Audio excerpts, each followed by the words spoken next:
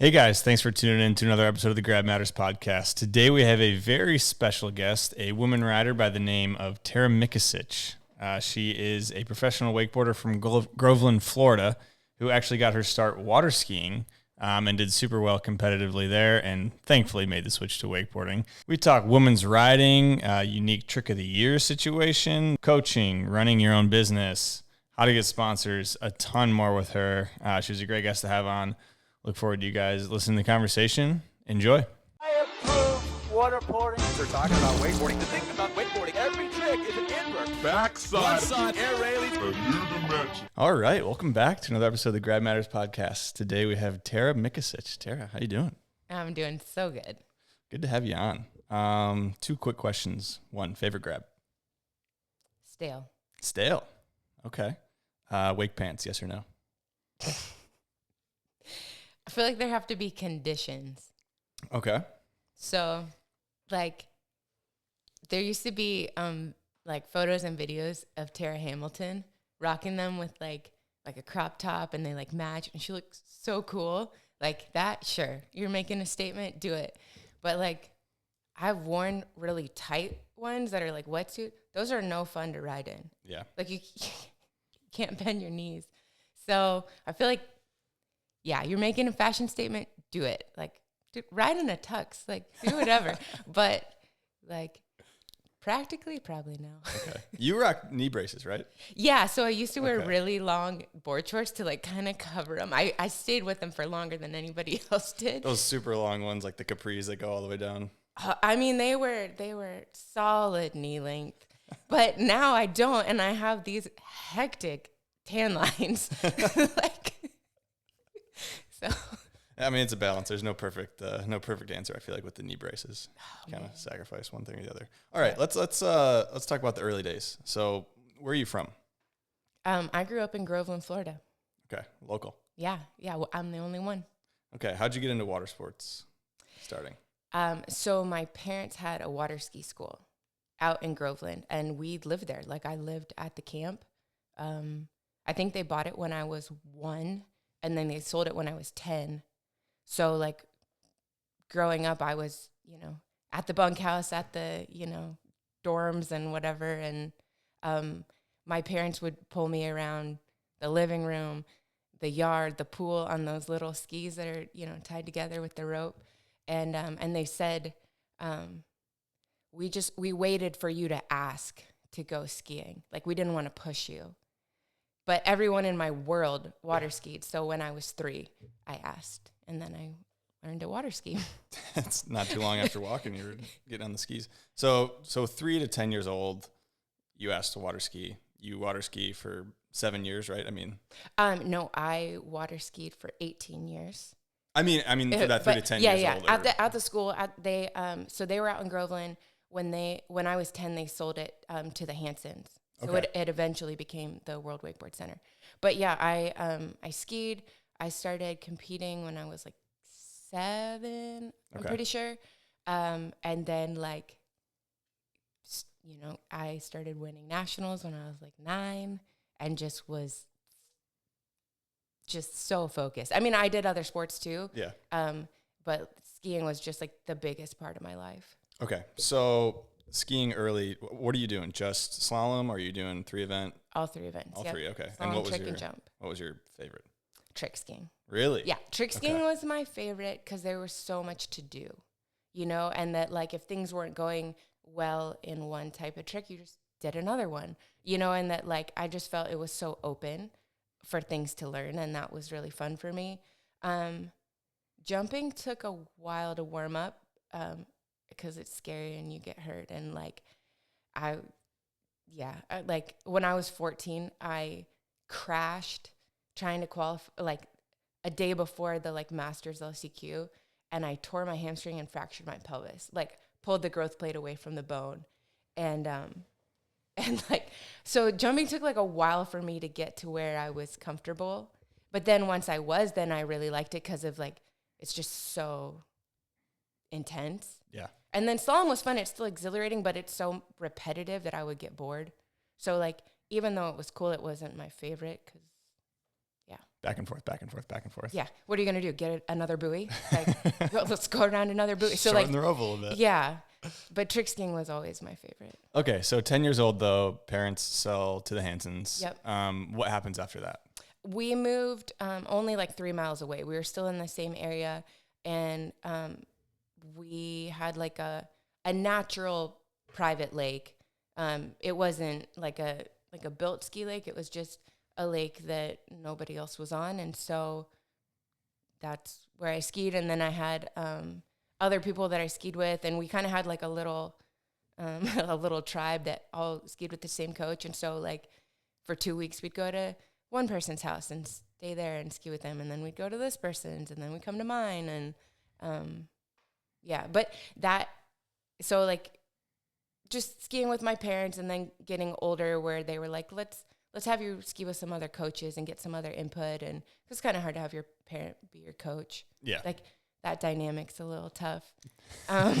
Definitely. But that injury when I was 14, I felt like was, like I always tell kids that like you need to have an opportunity to miss your sport, so that you know how much you care. And like for me, that was being injured and not being able to ski was like, oh my gosh, I wish I could be out there. Whereas before that, it was kind of like, yeah, I'll practice, but I like somebody's kind of telling you. And at that point, like once I could get back on the water again, I like took full ownership and was like, this belongs to me. I need to ski more. I need a day off. This is what I want to do. And like, it became mine. And I think that that's kind of like a good age where you're Old enough to realize. Yeah. You're growing up and you're like, do I love this? Okay, let's go. Yeah. That's a fascinating point. I haven't thought about it like that, because I always compare living in the Midwest. You have snowboarding and wakeboarding summer, winter, and you, like you said, you need to be away from it to miss it, to realize how much you love it.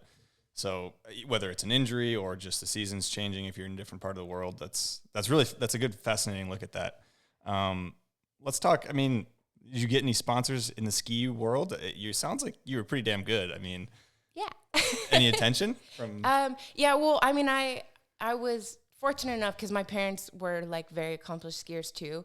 So I think at the beginning I just got added on, like they had a deal with Nautique, and then I got put on Nautique. And like my mom was on an HO, and so Herb O'Brien gave me my first slalom ski, and stuff like that. And then as I got older, I ended up skiing for D3, which was Kidder and then KD and then D3, and straight line, stuff like that.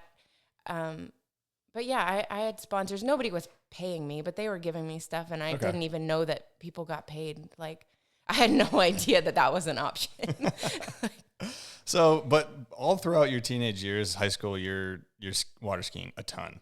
I don't know if it's a good time already to jump into your first time wakeboarding. So I haven't actually like shared this very much because I started wakeboarding in 2005, but one time I wakeboarded when I was like 12 or 13. There was this brand called Exocet that Russell Gay was making, the trick skier.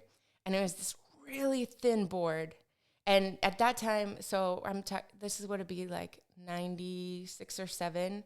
So like wakeboarding was on the up, and everyone was like, oh, you should do it. And like, here, try wakeboarding. But I didn't know anything about it. So I just like went at trick ski settings, and all I did was catch edges. Like I think like 2 or 3 in a row of just like, whoppa. And I was like, yeah, I don't want to do this. This feels terrible. It's the worst. Like, I don't understand what you're supposed to do, but what I'm doing is wrong, and like, pass, man.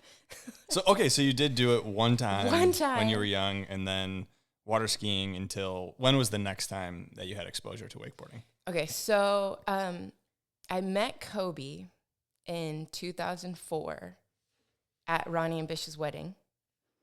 And so I was in college and skiing like super seriously. Like, I think at that time we have like a ranking list in skiing, and so I was like 4th in the world in trick skiing, and so I was and I'd been on like all the like U.S. junior teams and university teams in 17 to 20. Like we went to Russia, we went to China, like all the international stuff. And so I still skied for a year when I was dating Kobe. But, and he would like come out and trick ski with me and like, cut out really wide and do flips. And I was like, what are you doing? Because, everything's so like condensed in trick skiing. And he would occasionally be like, like you should, if you ever wakeboarded, like you would just kill it. It would be great. And like those comments were kind of in my head, but I also was like, man, I like skiing is my life. I don't want to get hurt screwing around on a wakeboard. Like that's, and then at the end of the 2005 season, I got back from Worlds, which were in China, and I was getting ready for the US Open. And I just was like, I don't want to do this. I was burned out, and I just was like, I need a break. Like I was skiing in college at Rollins, and I was like everywhere, like my whole life was, I had played soccer and softball and a lot of soccer growing up. But at that point, like just tunnel vision laser skiing. focused, yeah. And so dedicated. And I just was like, I need a break. I'm going to take the fall off. This was September of 2005. And I was like, I'm not going to ski anymore this fall. Take a break, get refreshed, whatever it is. And I lasted like 3 days of not doing anything. Like literally, I 3 days. And I was like, well, I'm going to need to do something. Hey, Kobe, will you teach me to wakeboard? And he was like, yeah. And so we went out on Lake Holden. And so like I was very like aware of wakeboarding, and like skiing and wakeboarding had been together for a while. So it was like on my radar, but I'd never watched anybody learn to wakeboard. I hadn't been around. I hadn't really been in the boat for it. So I had no idea like what the progression was, what to expect. I'd never stood sideways on anything. And so we went out, and I like jumped the wake heel side, fell toe side, jumped the wake heel side, fell toe side. He's like, hey, like, just why don't you like feel the transition a little bit and get it figured out? So I like did that 3 times. Okay, wake to wake toe side. So I just like went back and forth, and I was like, cool. Yeah, I like this. And we get back to the dock, and Jason Lee was there. I think he was living with Kobe at the time or next door. And he's like, hey, how'd it go? And Kobe's like, dude, it was awesome. She did so great. And Jay Lee's like, oh yeah, she like busting out Rayleighs. And I was like, no. And so I literally didn't think I did good. Like, I was like, oh, I didn't do that. Like, I don't know. I guess if I like was good, I would have just done Rayleighs my first set. Like, no idea. No perception of what wakeboarding is. No concept whatsoever. Yeah. That like going wake to wake, heel side and toe side on your first ride is not super common. Like I would say super impressive if you go toe side wake to wake on your first sets. Yeah. So I had no idea, but I was like, I like this.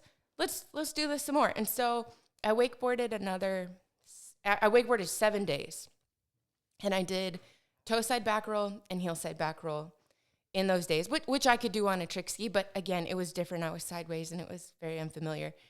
And we went to Surf Expo. 7 days, wakeboarding, Surf Expo. And I was like, hey, like, you can't tell anybody that I'm wakeboarding because, like, I will be shunned. And Kobe could not keep his mouth shut. Everywhere, he was like, guess who's wakeboarding? She did this, and she did that, and blah. And I was like, shut up. And but then like sponsors that I had were like, oh, that's sick. Like we actually have like a budget for marketing and wakeboarding. We could probably use you a lot more. And I was like, oh, that's interesting. And then like there were wakeboard companies being like, oh yeah, we really like, we want to add to our girls team. Like, yeah, email me and we'll like send you over a contract. It didn't happen. Like I emailed a lot of times and nobody sent me any contracts. Like, but it was enough to be like, I wonder if I should do this. Yeah. Like there seems to be like interest. There seems to be space for me to come into this. And if people are this excited and I've barely been doing this, like, and so that like winter, I kind of just, so I was 21. Wow. 21. Yeah, senior year of college. And so I just kind of like had a talk with my parents, and I was like, hey, like, I think I want to wakeboard instead. And my mom was really sad because I was like her training partner. Like, we skied together all the time. And so she was kind of like losing me in a sense, like a lot of stuff. I was graduating from college. I was switching sports. Kobe and I got married that next year. Like, it was a lot going on. But my dad was like, I think that's smart. Like, as far as where like the industry is going, I think that's a pretty good There's a career lot move. of growth right now Yeah, in wakeboarding. he was like, I think that's a good plan. Try it. Okay, so but when you went to Expo that first time after you wakeboarded for a week, Yeah. why were you worried about being shunned? Like, was there an attitude towards wakeboarding at that point? Yeah. Explain that a little bit. Why that felt kind of weird. So, there was just like friction between skiing and wakeboarding, and there were like companies that would make shirts that were like, if it was easy, it would be called wakeboarding, and like, and it was just like, there was just some animosity, but I think it was because wakeboarding was on the rise and they were getting all the attention and skiing wasn't. Yeah. Right. And it's like, it could have probably, I feel like it could have stayed together. If water skiing had embraced wakeboarding, I think it could have gone better instead of like the huge separation. Maybe not, but like kind of othering a sport. For sure they separate. For sure one of them is better and the other one is not. Yeah. One of them gets attention and one of them doesn't. Like, that's just what happens, right? So there were just always comments.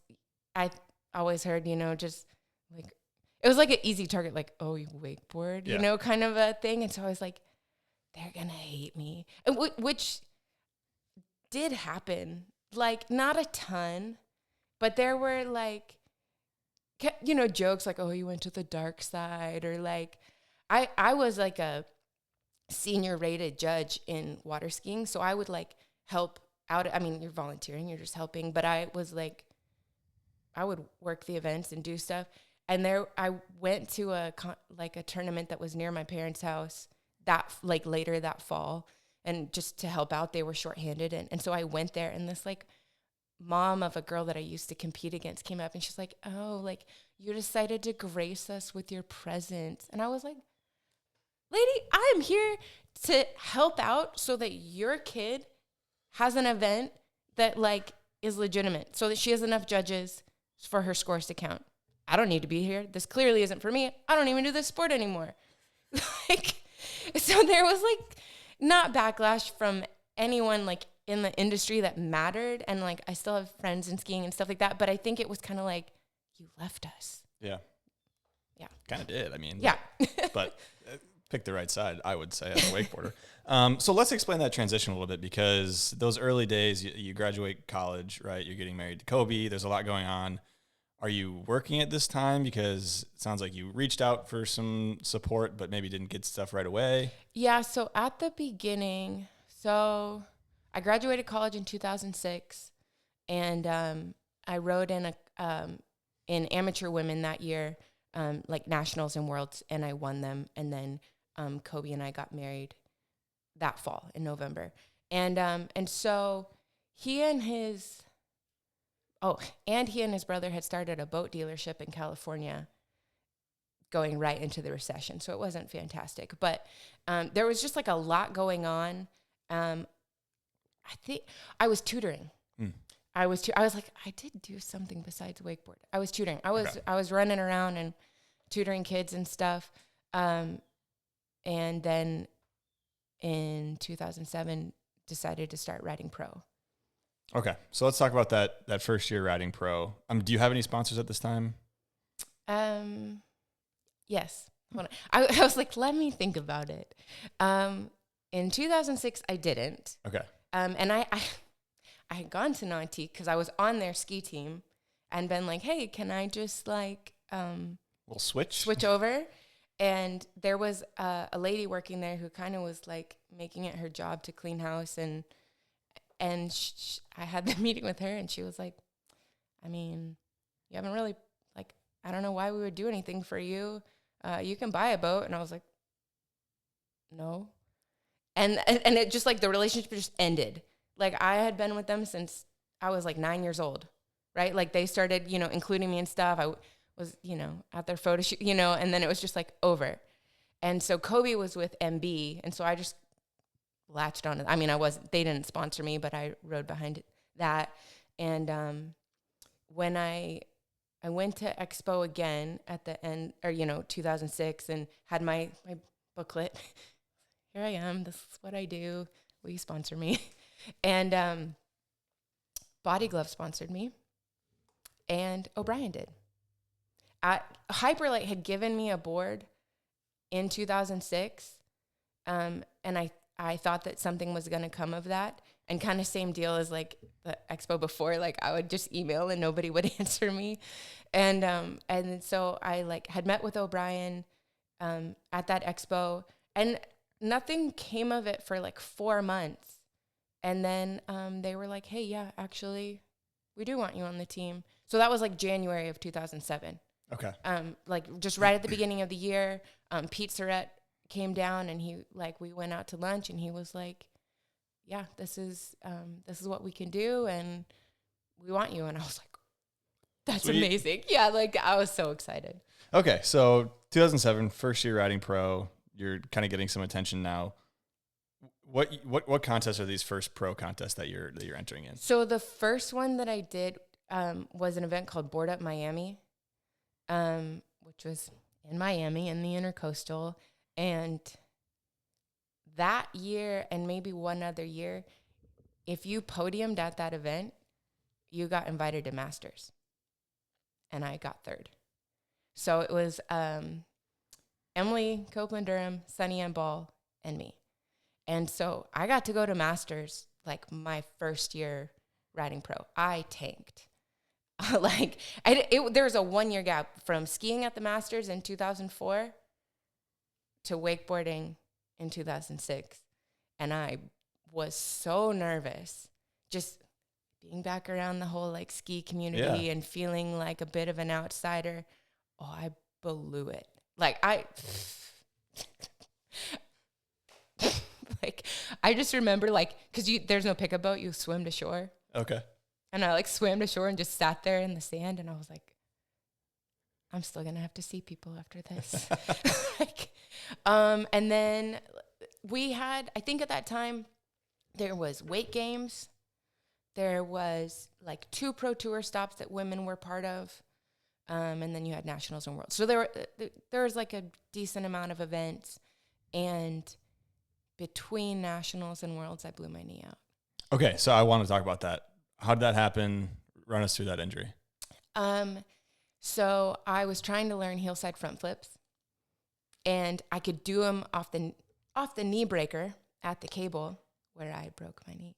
I could do them on the cable, and I couldn't do them on the boat.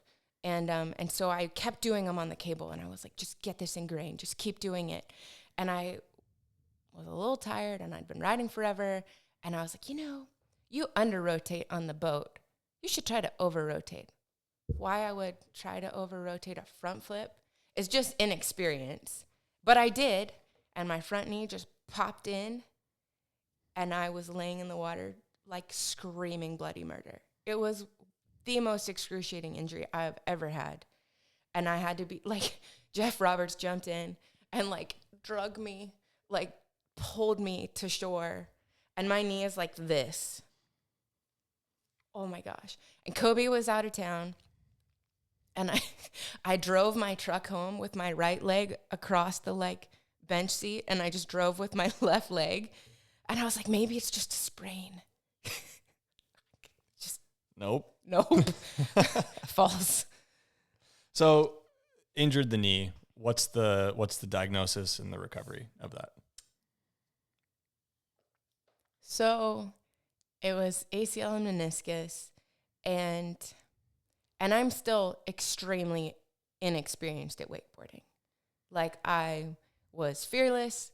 I had no idea what I was doing. I could just land stuff because I had spent a lot of time on the water. Yeah, you're taking all the trick ski stuff, which trick ski's a lot smaller. Yeah. Now you got some surface area. It was very hard for me to spin because I was really used to spinning off the wake. And, like, I could do flips. They were pretty whippy. But I just wasn't afraid. I was like, because I had no concept of the consequences. Yeah. And at that time, there were quite a few people that had recently had knee surgery that I looked up to. Murray, Byerly, Rathy, Kathy Williams, Lyman, and they'd all use the same doctor. And none of them were very far out of that recovery. And they all recommended him. And so I went to him, and in my, very ingrained tunnel vision of this is what I do now, I was like, just get me on the water as fast as possible. And so he was like, yeah, we're going to do the cadaver surgery. And, you'll be back on the water in 4 months. I was like, deal. Like, obviously in hindsight, I wish that he had talked me out of that. Like, I was like, oh yeah, if you recover faster with the cadaver ligament than with patella, like, just do that. Why cut into something else? And I really wish that I had been told no. Okay, so for those who don't know, what's the difference between these two kind of procedures to repair the knee? So the one that I did on my first knee surgery, they take a ligament from a dead person and they replace your ACL. And the patella surgery, they splice out a piece of your patella tendon in the front of your knee, and they use that to replace your ACL. Sometimes they take, they can take a piece of your hamstring or your Achilles, but taking it from your own body is scary, but generally better. And especially in a 23-year-old professional athlete, I feel like they should have never done a surgery with a cadaver ligament. But at the time, that's what happened. And so I just flew through, rehab, back on the water at 4 months, back doing tricks at 6 months, back in the surgery room at 9 months. Like, I immediately hurt my knee again, but not ACL. They said it wasn't ACL. They said that it was just like some cartilage that got broken off and was floating around. And so I just kept having trouble with my knee. Like, I just never really felt good again after that, one fall that kind of pulled on it. And, but nobody really believed me that it would. They're like, oh yeah, you had knee surgery. Like, it's going to hurt. And I was like, yeah, but I could run before and I can't do that now. And I could flex my knee or my quad and I can't do that now. And, so I went and got it checked out. This would have been June of 2008. So I tried to ride. I went to one event. I think there was an event, a pro tour stop in Minneapolis I went to, and I flew from there straight to the O'Brien shoot, and I came home, went to the doctor, and had surgery the next day. Wow. Okay. And from that MRI in 2008, for the next 10 years forward, every MRI has questioned my ACL. And every doctor has been like, oh, well, it's not, your knee's not really loose. I think it's just degenerative. And I was like, why is it degenerative? I'm young. But, oh, yeah, you have arthritis and you have bone spurs and it's just not that good. For every 3 years, I'd be like, I don't know, man. Everyone else comes out of knee surgery and is eventually good. And my knee has never been good. And in 2017, at the beginning of the year, so almost 10 full years after my surgery, in January, I went and I was at that point, I'd been on prescription anti-inflammatories for 3 years. I'd had a fall and they, a few years ago, and they'd, oh, let's see if we can drain your knee. And if there's blood, it's injured. If it's just swelling, whatever. And they're like, oh, there's some of both. We'll just take it all out and put you on prescription anti-inflammatories. And I was like, all right. And so I got myself off of that stuff and was like, maybe you shouldn't wear a knee brace because maybe that's why your leg's not strong. Like, I don't know. I know I'm skipping ahead, but this is all this part is a of good it. Story. And my leg like shrunk. It was insane. And I went and got another MRI, which, I mean, I've had so many. And like I said, everyone has questioned the ACL. And I've even seen different doctors. Okay. I'd probably seen like 2 or 3.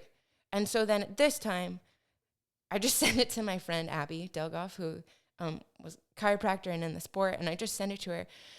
And she goes, babe, you don't have an ACL. No wonder your knee feels terrible. And I just kind of laughed. I was like, of course I don't. Like, why would I have an ACL? And like, I like went back and forth between like laughing and crying because I didn't know, like, what does this even mean? So I made appointments with like 4 doctors. And the original guy who did the surgery, I went and saw him because I wanted to be like, what do you think? You know, and I don't have good things. Like, I'm just mad. Yeah. And he just talks and talks, and he's like, yeah, well, you know, we could do like another surgery and, you know, replace your ACL. And I was like, all right, what do you hope to like get from that? And he's like, oh, I hope to get you back to like, you know, where you are. And I was like, not bent and not straight. We're going to go through ACL surgery to get me back. Like, pass. Yeah. And then all the other doctors were like, hey, all of your issues, like, you haven't had an ACL for so long that we would have to bore out a hole in your bone to put an ACL. It would end your career. There's no point. And they were like, all your issues are from the arthritis and bone spurs and the things that have happened in your knee because you haven't had an ACL for so long. There's nothing to do. You know, like, my doctor who I like see now, he literally like walked in the room, didn't introduce himself, and he goes, you wakeboard on a knee like that? It looks like you're 80. And I was like, hi. Like, Nice to meet you too. yeah, literally. I was like, I mean, yeah, like I do pretty well. And he was just like, listen, don't do things that piss off your knee. Get injections every 6 months and like go for as long as you can because there will be a point where you just can't do it anymore. And I was like, okay. And so like for so long, I was feeling so defective, like having my knee just be issues after issue. And like, again, all those people that had recommended that doctor were not very far out of surgery. And I just feel like all of them have knee issues. Murray talks about how you can't bend his knee. Lyman, Rathy, Kathy, they all have like really long-term knee issues from this particular surgery, I think. But after I found out that I'd ridden my entire career without an ACL, I was like, I'm a badass. Yeah, life without an ACL. I was like, what are you going to do? Like, I ceased to be scared to do things because I was like, not going to blow your ACL. And then I did my other one a year later. That was recently though? 2018. It was way later. Okay. So we can back up again. But that's my, like, that knee injury has plagued me my entire career. That's interesting. Yeah. I didn't know that. Okay. Back into that 2007, 2008 time frame, who are some of the names you're riding against? I know you mentioned a couple on that first podium, but who are some of the names back then that you're riding with? I mean, Dallas has been around the whole time. Amber Wing, Emily Sunny, Laura Lorman, she lived with me for a while. I don't know. Those are the ones that stand out. Some big names in there for sure. Oh, yeah. So you said that women had a couple stops on the pro tour as well as some other pro events. Back then, what was the attitude like at women's contests in terms of, was there a push to say, hey, we should be on all the pro tour events, or what was the attitude in the landscape back then? So there would be like weight games, nationals, and worlds that everybody was at. And then I think there were 5 pro tour stops, and the women were at 2 of them. And I definitely don't think we had a lot of respect. Like, I always heard that the judges just talk shit about us in the boat. Like, that was the vibe, that they're just like making fun of you. And that's kind of like, that's a hard thing to hear. Like, even if they're not like making fun of you, let's say they're talking bad about other riders, right? Like, if you're hearing that this person doesn't have respect and this person doesn't, like, you almost are like, well, I don't want to be like them. I don't like, how do I not, like, it doesn't make you feel like, hey, this is women's wakeboarding. It almost just like, okay, I don't want to be a woman wakeboarder. How do you, like, it was really weird because you had friends in it, but there was this kind of like, it was almost like people would put down women, and so then the women would put down women because that would make you not like them. Like, it was a weird... Like the women who are doing well would put down the women that aren't doing well? No, just everyone. Just everybody. Just everyone. Like, it was just like, because you knew that people were like, oh, yeah, they're not that good. So you're like, yeah, they're not that good. It's pointless. Yeah. And having come from skiing and then going into women's wakeboarding, and I felt like I saw the same theme of that, like, you just put people down to make yourself look better. And that's just how things shrink. 100%. Yeah. That's how you kill a sport. You just, nobody's cool enough. Nobody's good enough. And like, I definitely, like, it was just so normal that was the vibe, that it was definitely like an awakening in me at some point in my career where I was like, this has to stop. No more. Like, the only way for all of us to, like, be better is for everyone to be better. And then things grow. Yeah. And that, like, and there were people, like, Emily is a great example. When I first started wakeboarding, she was always really cool to me. And we had this, like, women's Bible study that we did that first year. And we were like, hey, we all wakeboard too. Should we wakeboard after? And so we started wakeboarding together. And I was, like, just coming up. And, like, again, I have no idea. I don't know how far I am. Like, I have no idea that I have years between, like, where I am and where they are. I don't know this. But, like, Emily would help me and be like, oh, hey, your toe 3 looks good. You can do a toe 5 if you just do that. And I was like, she helped me. I'm trying to compete against her. That's amazing. Yeah. And, like, just recognizing that and being like, it's so much better if you're, like, helping other people, because then we all get better, and then it grows. There's more to go around. You don't need to push people down. There's not only one spot. But that was kind of I think the attitude early on was like, I'm trying to take your job. You're trying to take my job. You know, like, and I don't feel like it's like that anymore. But I think early, that was how I felt. And maybe I was just the only one bringing it, but I don't think so. I think it was kind of pervasive of just, yeah. It doesn't sound great. Sounds not like a not great atmosphere. No, it wasn't, but it got better. Okay. It did get better I don't know. I don't know why. It just did. I think we started riding together more and having more, like, girl boats and more, you know, and, like, I mean, Amber was a huge, like, supporter and push for women's wakeboarding. And she, like, dude, Amber was winning. She didn't have to spread it around, but she did. Like, she would be the one saying, hey, we need to pay farther down. If you're one spot out of finals, you should still make a check so that the women can keep coming to events. Because and I was at that spot at the time, I was one spot out of finals, 60% of the time. Yeah. And I was making no money. And so her saying, like, no, we need to pay, top 9 or whatever it was, she didn't need to do that. It means she's taking less, essentially. Yeah. The purse is one amount. So yeah, and she was like, no, this has to happen. Otherwise, people aren't going to be able to afford to keep doing this. And we need to have a field. It needs to happen. And, like, yeah, she would, like, she would tell you, like, she would try to make you better. Like, she'd invite me to ride, but then, tell me to, like, make something look better. And I'd be like, oh, she thinks I look like shit. Like, I would get, like, so mad. But she was like, no, this is what needs to happen. You want to be better? Do this.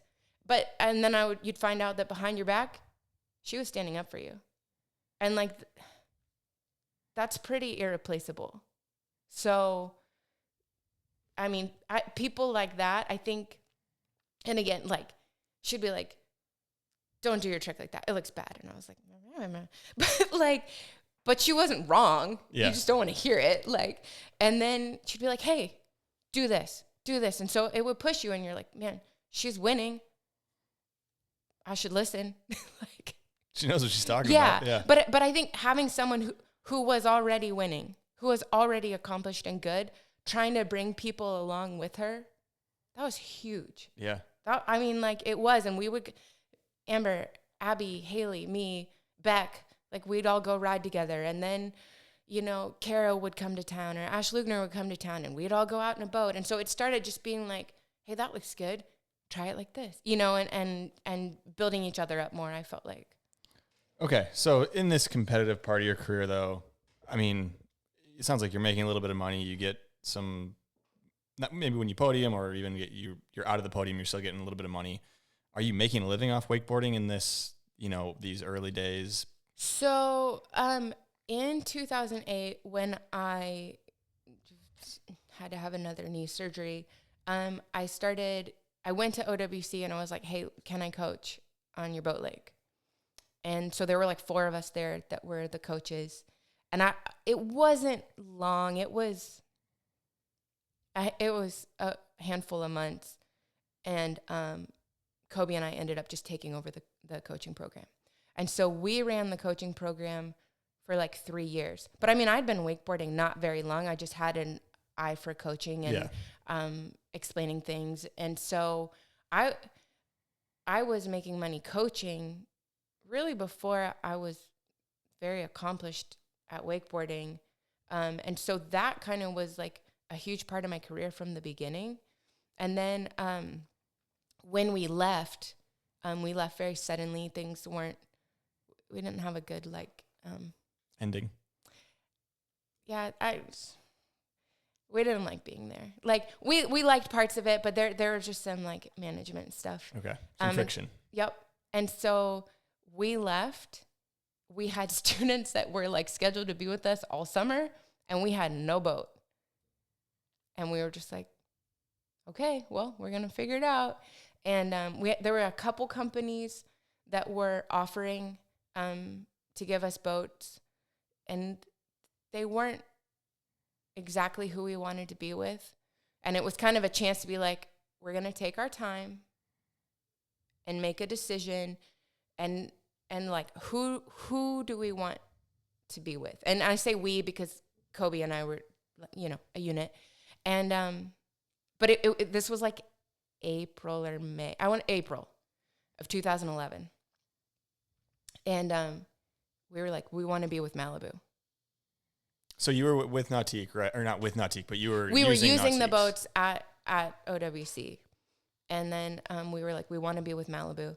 And Kobe called Lonnie, who was the team manager at the time. And she was like, dude, it's April. Like, I can't do anything. Like, yeah, you know, we like you guys, but it's April. There's nothing. And he was like, okay, what if we buy our first boat, prove ourselves? Will you put us on the team? And she was like, all right. You know, like, let's see where this goes. So we had a friend who went in on it with us, and we bought our first boat. And that summer was just like, everything changed. Like, we were running our own school. I started riding so much better. Like, just doing better in events, making finals. There's the trick of the year thing we'll talk about in a second. And just like, things went really well. And so we got to the end of the season, and one of the other boat brands came back and they were like, hey, we still want you. Like, we'll give you a boat and we'll add in a monthly salary. And I was like, ooh. And like, Lonnie, I don't know if you ever met her. She's such a boss. She's just amazing, but like very intimidating, because she would tell you the answer. If you were like, hey, can we do this? She's not going to string you along. The answer is yes or no. And she'll tell you why. And so I had to call her and just be like, hey. Kind of got another offer. This is not to like pit you against each other, but I can't turn down a deal for no deal. But Sure. I want to be with Malibu. Is there anything there? And she was like, oh, yeah, you're good. She's like, you're on the team. We got you slated for 1 boat, maybe even 2 next year. Put your boat up for sale as soon as it sells. I got a boat for you. And I was like, oh my gosh. And Dallas was already on the team. And then Amber got added, I think, right after that. So we had like a really solid crew. So we put our boat up for sale. And of course it happened, it sold in April in the middle of spring break with 11 people on the boat. And we have to like unload, go to shore, clean the boat, take it in. And she was like, okay, just drive across the lake. Phil's old boat is on Grub's dock. Just take it. And I was like, seriously? So I just like went over and stole a boat. Keys were probably in it anyways. Literally, I was like, this is amazing. And then, yeah, that was my first boat. So let's talk about, was it called Freedom right when you guys started it? No. So for the first 2 years, after we left OWC, we just took people out on Lake Jessamine. It wasn't really anything official. It's a public lake. We just rode there. It was super fun. like so many of the kids that are now like amazing came and lived with us for a month, 3 months. Corey Tunison lived with us that summer. Massey had been living with us. Parker Siegley lived with us for 3 months. Taylor McCullough was in and out. We had some kids from Mexico that were super, like, we had such a fun group, and we would just get up in the morning, everybody go ride, wait for a storm, go have a lunch break, go back and ride again. And just like, it was amazing. It was so much fun. And then in 2013 was when we opened Freedom. Okay. So when was the trick of the year you want to talk about? Was that? That was 2011. So let's talk about that right now then before we jump into the. So at that time, we were also taking 1 or 2 days a week and going out to the projects. Pat was really cool. I don't remember if he just let us go or if we rented the third lake. I don't remember, but we were there every week. I bought a jet ski, and we went to the third lake and hit rails. And rails were still at all the pro events. And so it was like a really big part of our deal. And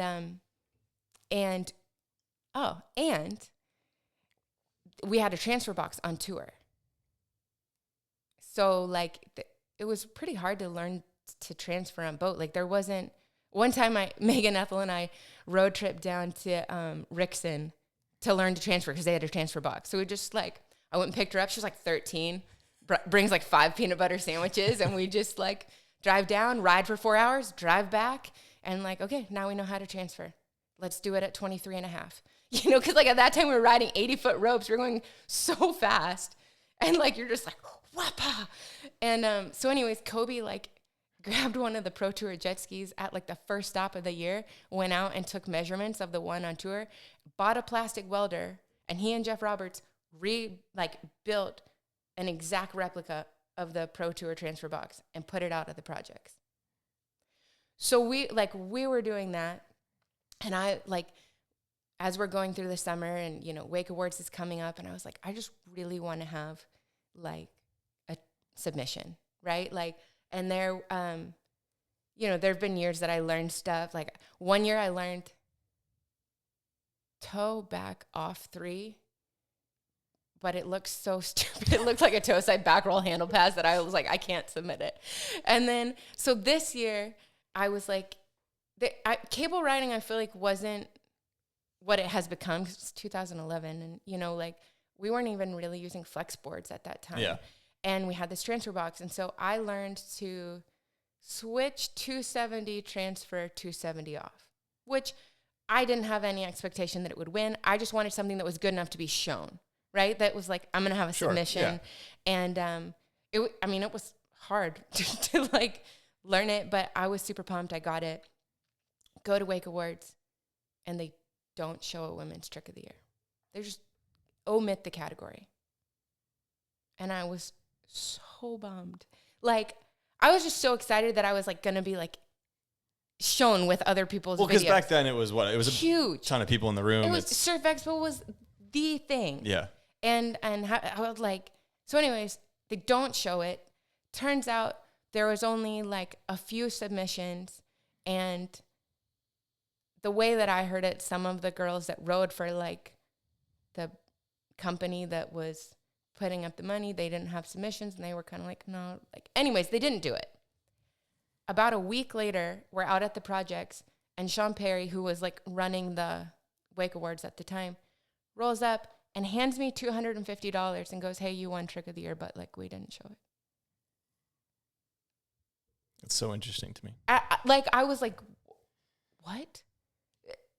Like, is that official, unofficial? And he's like, literally hands me $250 cash. Yours won, but like there just weren't that many submissions, so we just didn't do it. I mean, how few submissions are we talking? Was there any, like, so that was the reason, was that there wasn't enough submissions? That's what I was told was there. And that, I mean, like, I kind of get it, but at the same time, like, oh, I was crushed. I was like, it's the recognition though. It's like, the point is, I was super bummed. Even if there were a few submissions, I feel like still show it. And then anyone who watches it goes, hey, I could probably win this next year. Like there's only a few submissions. Yeah. Like, so that was like, it felt like a slap in the face.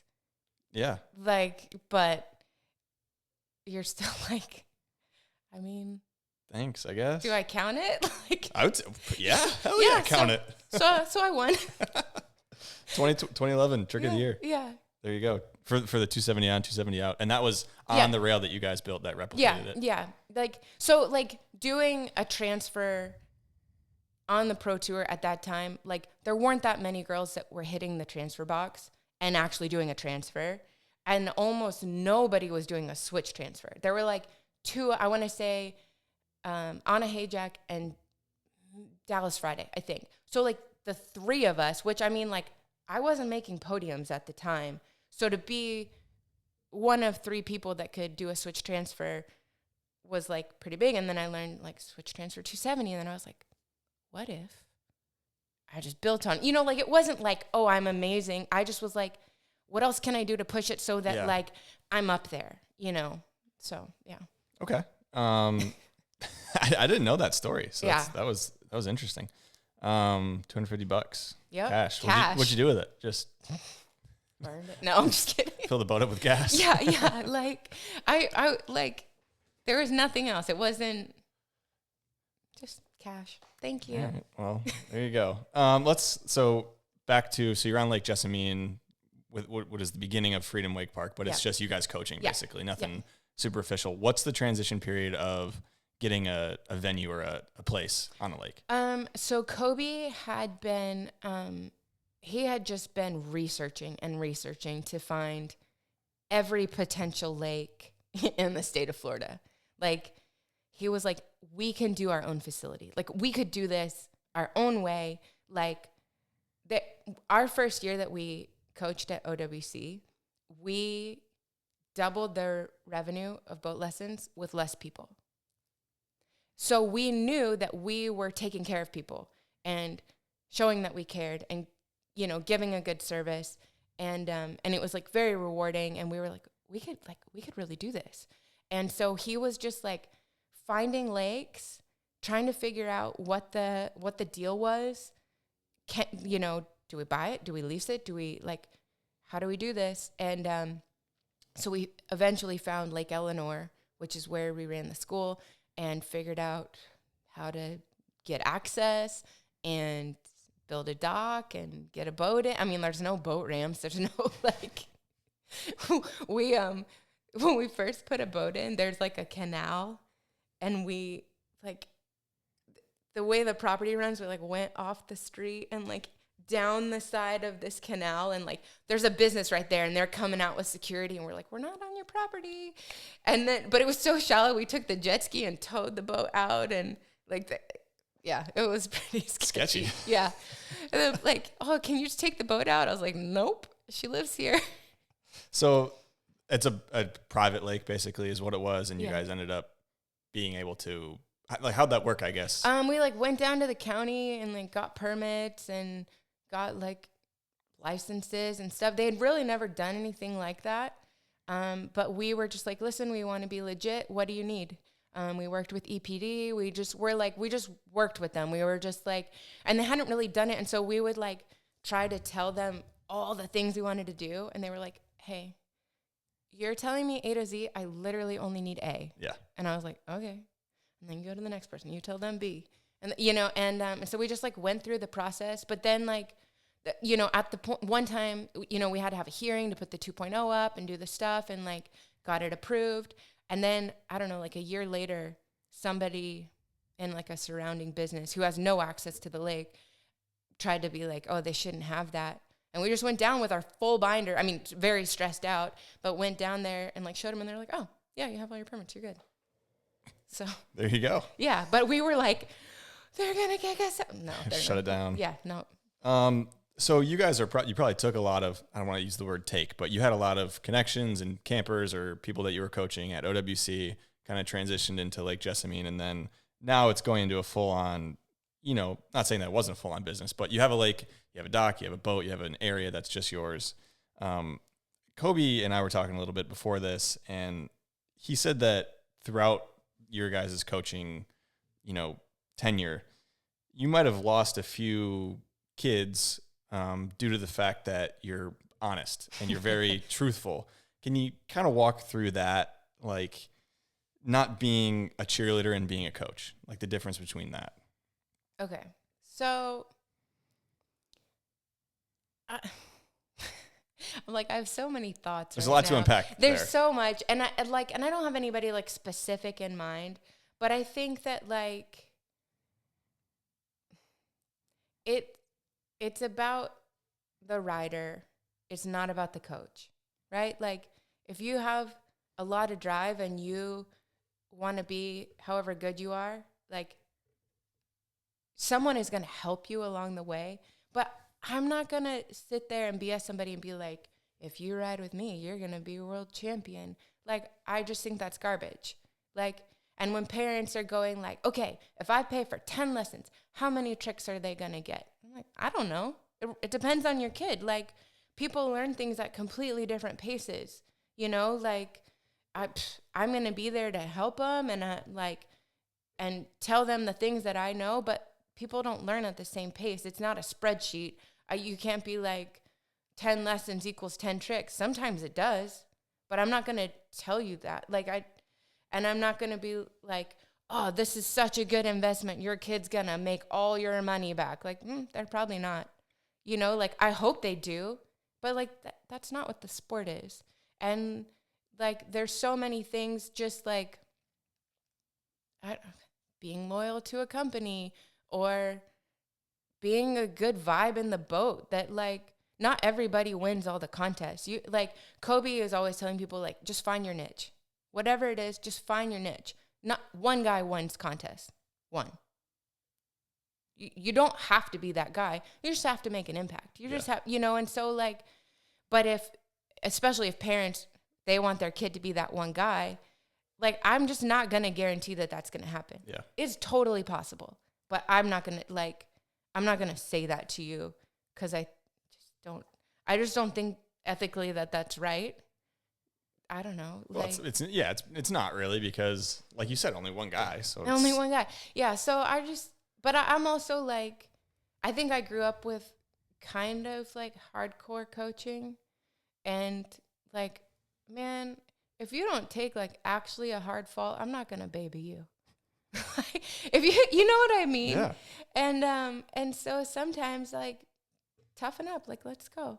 So would you say that a lot of your students, I guess I don't know what you call them, students? Yeah. Right? People you coach. Yeah. Are a lot of them is their goal to be like a sponsored rider and be like a pro wakeboarder, or like what would you say your customer base is? So I feel like there's been quite a transition. So I would say the first like 3/4 of the time that we were coaching, we had enthusiasts. we have people that were just like frothers, right? Like fans of the sport, just so excited to be there. They wanted to hear everything. They wanted to know what you know. They're like, I've been wakeboarding for however many years. I've never had coaching. Help me. You know, and they come and like, you're just so, it's so gratifying to help somebody. It's so cool to be like, okay, well, this is how I see it. This is how I feel when I go in, and it works for them. And you're like, yeah.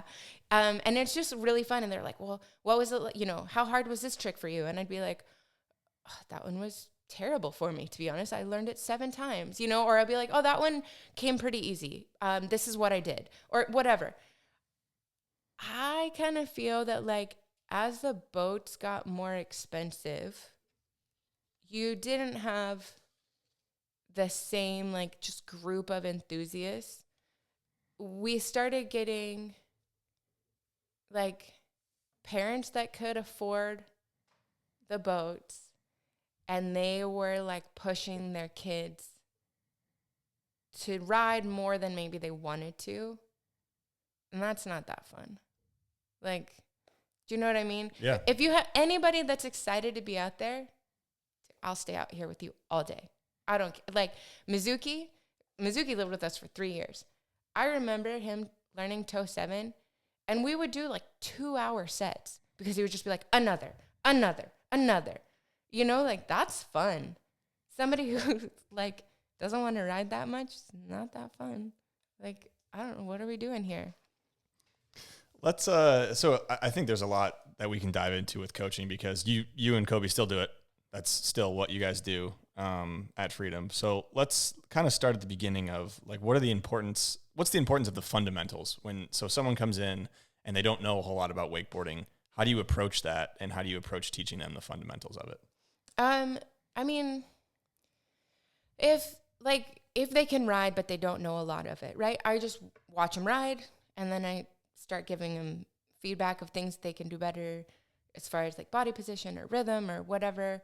If they have something specific they want to learn, kind of same deal. I'm like, let me see you ride, because maybe I can fix something in your wake jump that will help your back roll or whatever like that. And then but yeah, I like to like lay a really good foundation, because I don't want to see people get hurt. Because I just feel like, you know, if you're skipping ahead, maybe you don't have the awareness, your radar's not quite set, and then like I don't like seeing people get hurt. I like, if I can avoid that, I would way rather you do the steps and get there, because then the harder stuff comes faster, right? Like, how are you going to do a tangent of blind if you can't do a backside 180?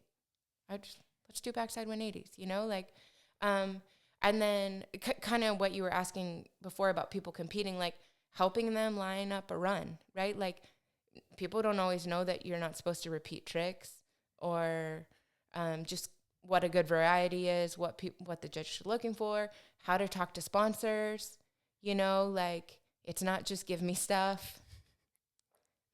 Free stuff, please. Yeah. What would you say is the most requested trick, or some of the most requested tricks that people want to learn? I mean, back rolls and tantrums. A flip. Right. And yeah. They want to 2. learn a flip, right? I would say those are pretty high on the list. It's not always those, but back roll, tantrum, toe say back roll, front roll, right? Then threes. I don't think, every once in a while somebody likes to spin more than they like to flip, but it's less frequent. It's rare, and I think much harder than Yeah. to do the handle pass is a tough thing to figure out as a beginner. What would you say are the most important tricks to learn? Like a good 180, like good 180s in different directions. 'Cause yeah, I mean, they're going to be the base of everything, right? But,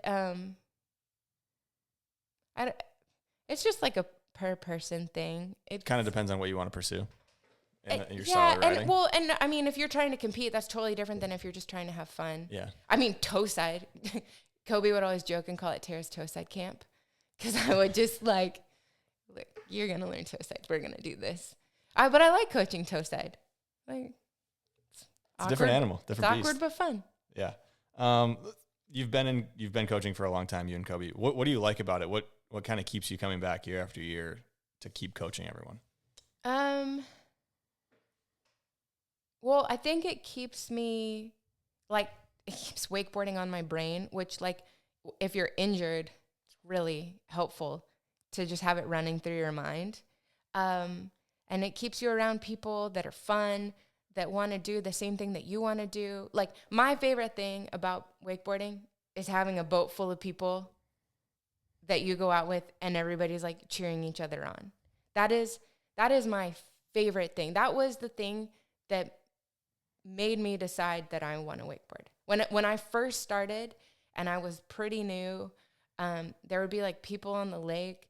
They were like, "Oh, you wakeboard now? We wakeboard. We're gonna go out at 5. You want to come?" And I was like, really? Like, yeah. And they'd pick me up and we would go wakeboard, and it was amazing. Like, I was like, they mean it. They actually, like, this is so cool. And so I feel like coaching kind of made me always have that. You know, you'd have a group of people in, and there were your crew, and you're gonna help them, and they're gonna cheer you on, and like, it just, like, that vibe, like, because the progression is what's fun, right? It's like getting a little better, having people help you, just the progression, feeling like you have forward momentum, like you're just getting a little better. And if you're helping other people do that, you're part of it, and that's really cool too. So yeah, I think it's that, like, that crew, even if it's changing, right? Like, it's still, that's the best part of wakeboarding. Still the same energy. Who would you say besides you guys is doing it right? I'm sure you talk to a bunch of other coaching and camps and all that stuff like that. Who are some people that you see and you go, hey, you know what? Like, you guys are kind of killing it too. You guys are doing it right. Yeah, I mean, because for like so many years, we did the school for like 15 years with everybody that did a camp staying in our house. So, like, I had no life. Like, wake up, here's breakfast, go to the lake, coach all day. I made you lunch, here it is, ride the rest of the afternoon, come home, cook dinner, tell stories, watch a movie, go to bed, get up, do it again. Like, if you're like, hey, do you want to go to dinner? No, I won't be out of the boat till 9, and then I'm cooking dinner for 6 teenagers. Like, I have no life.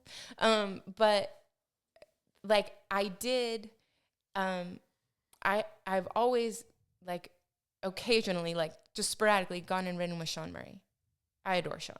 And, like, he's super fun to be around.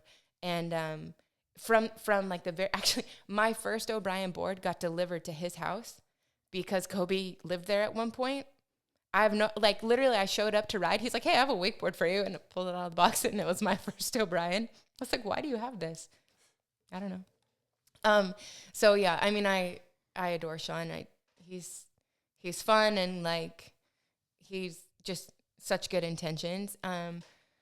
Let's see, a while ago, I went down to Fort Myers and rode with Kirby Leisman, and that was really fun too. And he has, like, such a different way of thinking about tricks, which was so interesting to just, like, hear him. And, like, but I think he's just really good vibes with his students and cares a lot. And yeah, I'm sure there are more people, but I haven't, like, I haven't been exposed to a ton of other coaches. Yeah. Like, we're kind of in our lane. Yeah. Yeah. Doing your own thing. So if you're a student and you say, hey, I'm going to sign up, do some lessons or a session, whatever, what does a student need to know, whether it's with you or with anybody else, before they go into a session to make it the most successful and get the most out of it? What can the student do? So, I mean, one thing would just be listen to your coach.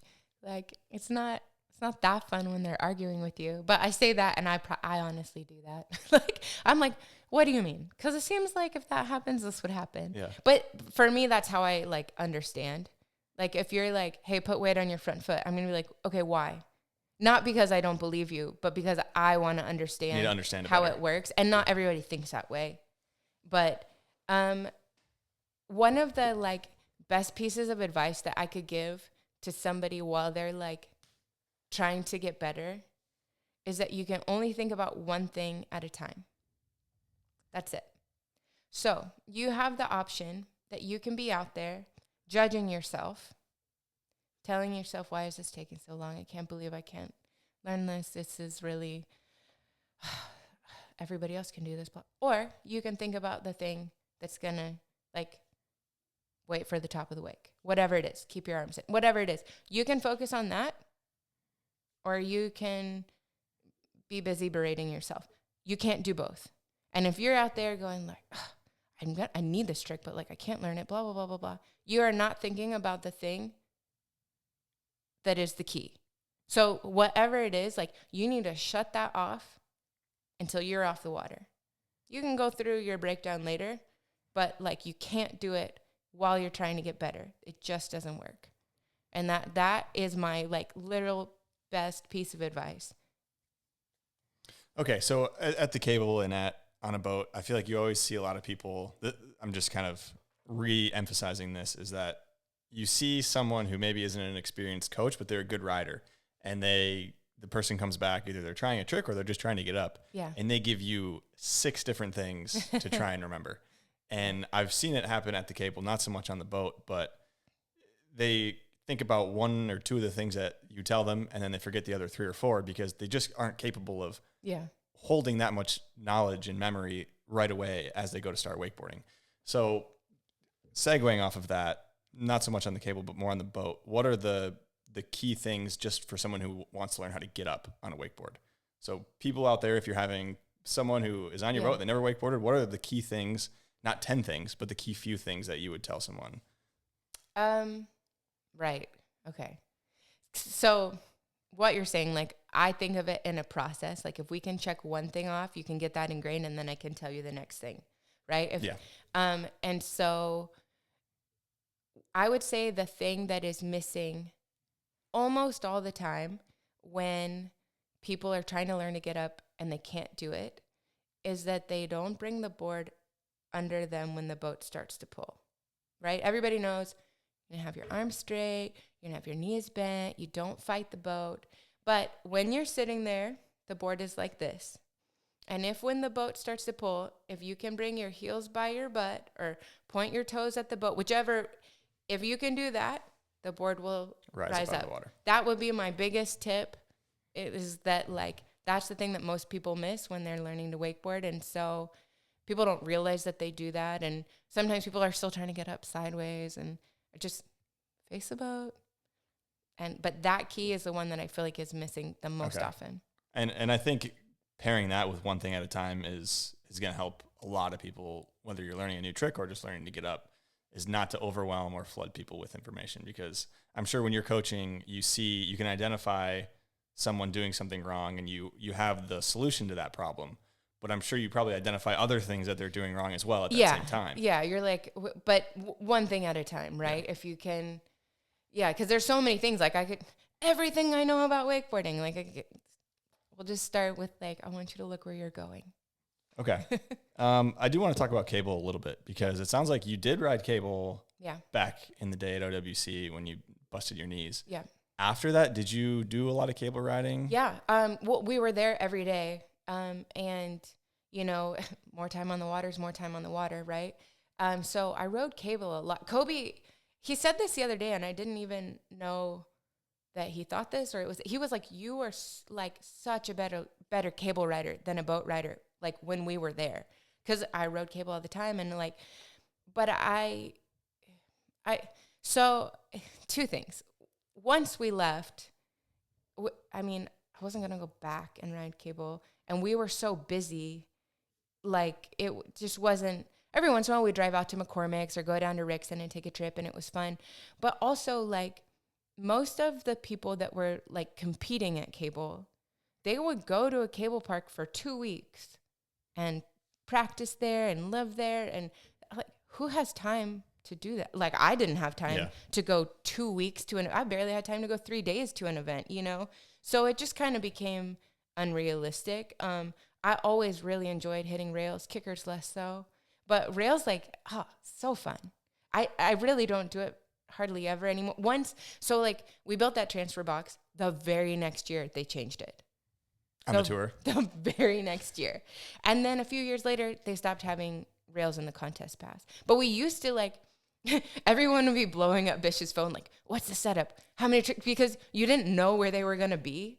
And so you'd like think you had a run and you'd be like, okay, 2 tricks, rail, 1 trick, rail, bow. And then you'd get there and you're like, shoot, I have actually only 1 hit before, or I have 3 hits. And you're like trying to change your run every time. And it was fun though. I enjoyed having that as a component, but obviously it's simpler not.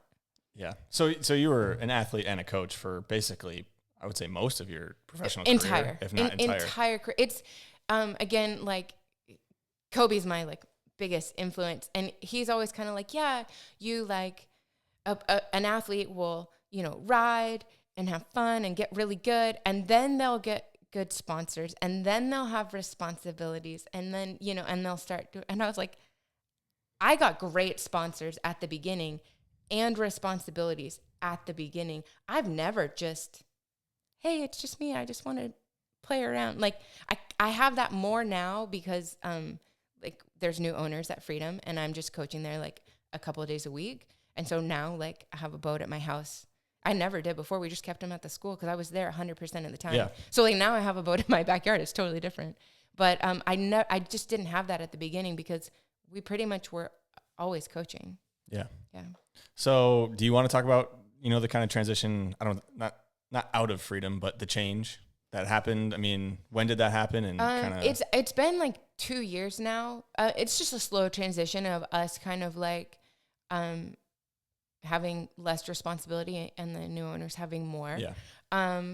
But it they wanted to buy it and we were like, okay. You know, like I think it was time at that point, you know, we've been coaching like 15 years or something and having people in your house 100% of the time. And like, again, I had a blast. I loved it. But towards the end, I kind of started realizing that I didn't do a very good job of giving myself time to like rest and recover. And so there's just a like energy burnout. Yeah. Of like not being able to like, it wasn't maintainable. Like it was a amazing chapter and now it's time for another one. But like we joke, like running a school is super easy. You just can't do anything else. You know, like it's great. You just put everything into it and that's all you do. It's great. Just everything, 100%. But like, it wasn't even, we didn't even like consider anything else. It just seemed like the thing to do. Kobe had so much experience. He wasn't competing anymore. He had done his like tour of road tour of clinics for like, I don't know, 11, 13 years. He did it for his whole career. Yeah. And then I just had a mind for coaching and I really enjoyed being able to like bring people, you know, like along in their, whatever their goals were. And so it was just like, yeah, we're going to do this. We have this skill and like, and we have support and yeah. Let's utilize it. So let's talk about competitive riding. So we were touching on the earlier days of competitions. And you've always kind of been in the competitive realm.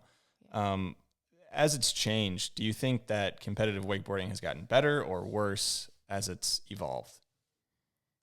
I mean, the riding has gotten better. So I alluded to the fact that like I skied for 18 years and at this point I have now wakeboarded for 18 years. I've been competing 30 some odd years. Like some of my opinions may just be because I'm a little tired. You know? But the things, I think that there's a balance for like a site, for example. I think we are all perfectly happy to ride in terrible conditions if there are thousands of people there. If there is no one on shore, that lake better be glass. Like, I did not travel to the middle of nowhere to ride in garbage conditions for no one. Yeah. Like, why would, you know how many, like, good lakes there are? If no one's going to be there, like, let's go there. But I don't know. Like, I'm not on the organizing side of things, so I don't know all the things behind the scene. It's hard for me to say that things have gotten better overall. Some things are better. Some things are really cool. but when I started, the scene was like, had a lot of energy, and we would stay and there would be a party and everybody, like, we were joking about how like the lobby of wherever the host hotel was it was the center. It was the living room. Everybody would be there all the time. You don't have that anymore. That doesn't exist. There's like, the events are kind of like, let's knock this out and get on the first flight out and go home. And you're like, okay, well, kind of a bummer. It's not as fun. It's not as fun. Yeah. And I mean, saying that like competing in an event is fun is a relative idea. There's times I'm standing there and I'm like, well, why do you do this to yourself? You're like, why? I was standing on the pontoon at Wakefest this year, and I love Wakefest. That is a very fun event. And I was like, why do you put yourself through this? Oh my gosh. Like, I was so nervous. And then it actually went really well, and I got second, and I was very happy. And then I was like, okay, well, that's fine. But sometimes I'm not nervous. Sometimes I am. Sometimes there's like something really cool about an event that you're like, that was so worth it. The team challenge, so fun, because it has a different element to it. But, you know, if you don't feel like an event is like paying attention to detail, you know, or setting things up right, or an athlete shouldn't ever have to be like, hey guys, you're going to do a sim pass, you just put 3 more people in the boat. Shouldn't have to do that, because then you feel like a jerk. Yeah. But like, can you please balance it? I don't know. Stuff like that. Like, I think that makes you feel like, what are we doing? Yeah, what are we doing here? Yeah. Seems kind of a bush league. But when we go cool places, oh, heck yeah, love it. So what do you think, specifically on the women's side of things, competitive boat wakeboarding, or even boat wakeboarding in general, what could improve on the women's side of the sport? Things that you would like to see change? Can of worms opened. Goodness, there are so many things. And I don't want anyone to think that this is like me asking that you're greedy or anything, but like, you've been in it for a long time. It's not even greedy or picky, whatever, but there's always things that can be better. So what would you like to see that would be better in a perfect world? Okay. Let me just start with like people being able to afford to continue doing the sport. Because I think that is like kind of where this begins.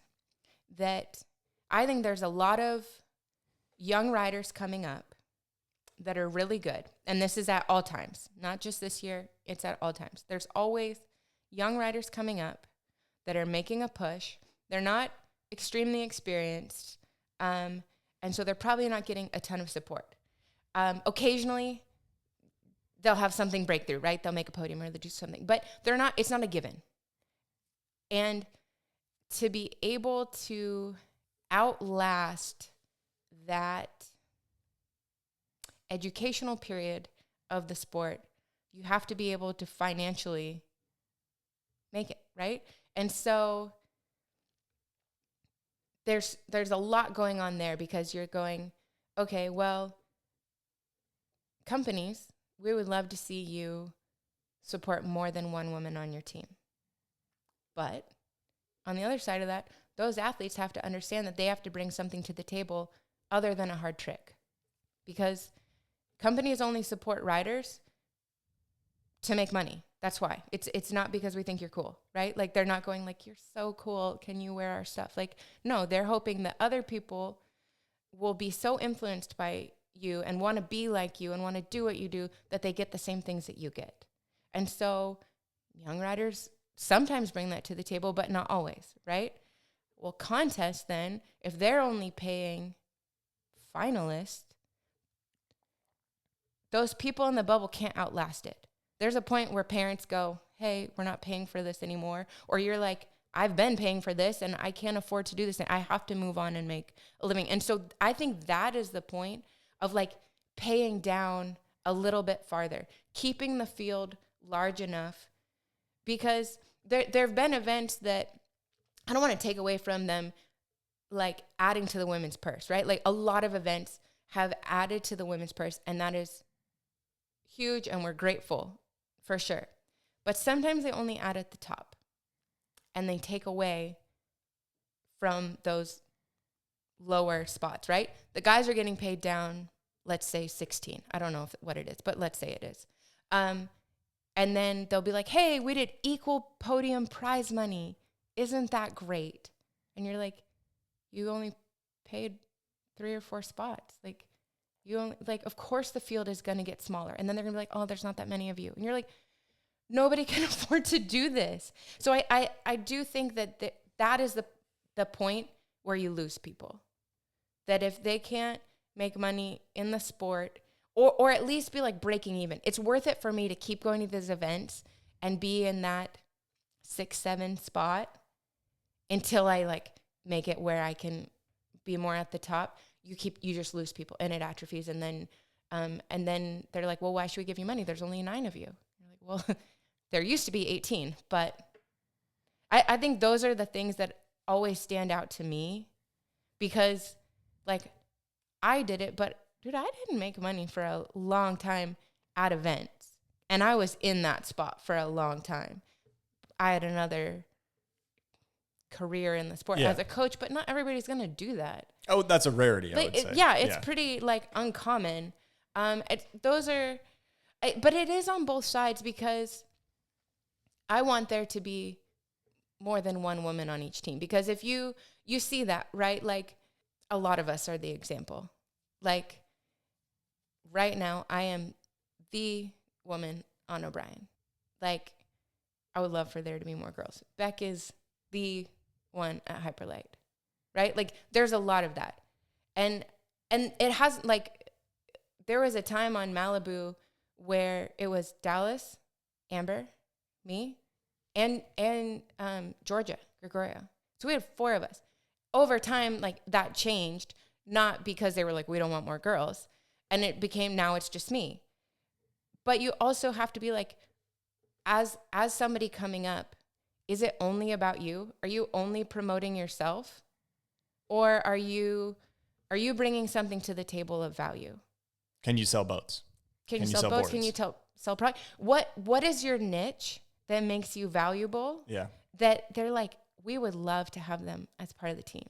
Because like being on a team is amazing. Like traveling with the Malibu crew, so freaking fun. And we go and work events. Like we're in the boat all the time, but like we've got a little team, a little posse, and we go here and there, and it's so fun. And like to get to that level, like you just have to stand out a little bit in one area. And I don't think that people think of that when they're coming up. They're like, I'm just trying to get good. Yeah. And like understanding that, like, what do you bring to a company is also a side of it.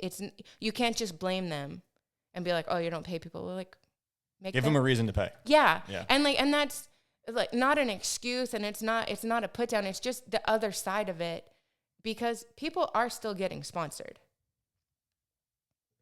I would like more people to be able to make money in the sport, but like there's definitely like, give them a reason. Just give them a reason. Yeah. I do want to talk about paying down further, because this is something that, if anyone's a fan of golf, you've seen that the whole transition of the PGA Tour, the LIV Tour, all this. And one of the biggest gripes the PGA Tour players had was, at least the people on the web.com tour, which is the tour below the PGA Tour, is they weren't making enough money to be able to sustain themselves. And we're talking golf here. This is one of the biggest sports in the world. Yeah. The guys on the lower level weren't making enough money to sustain themselves, to give themselves long enough to get up to the PGA Tour. So you were having guys who were sleeping in their cars and stuff, which is mind-blowing when you think about it in a sport that big.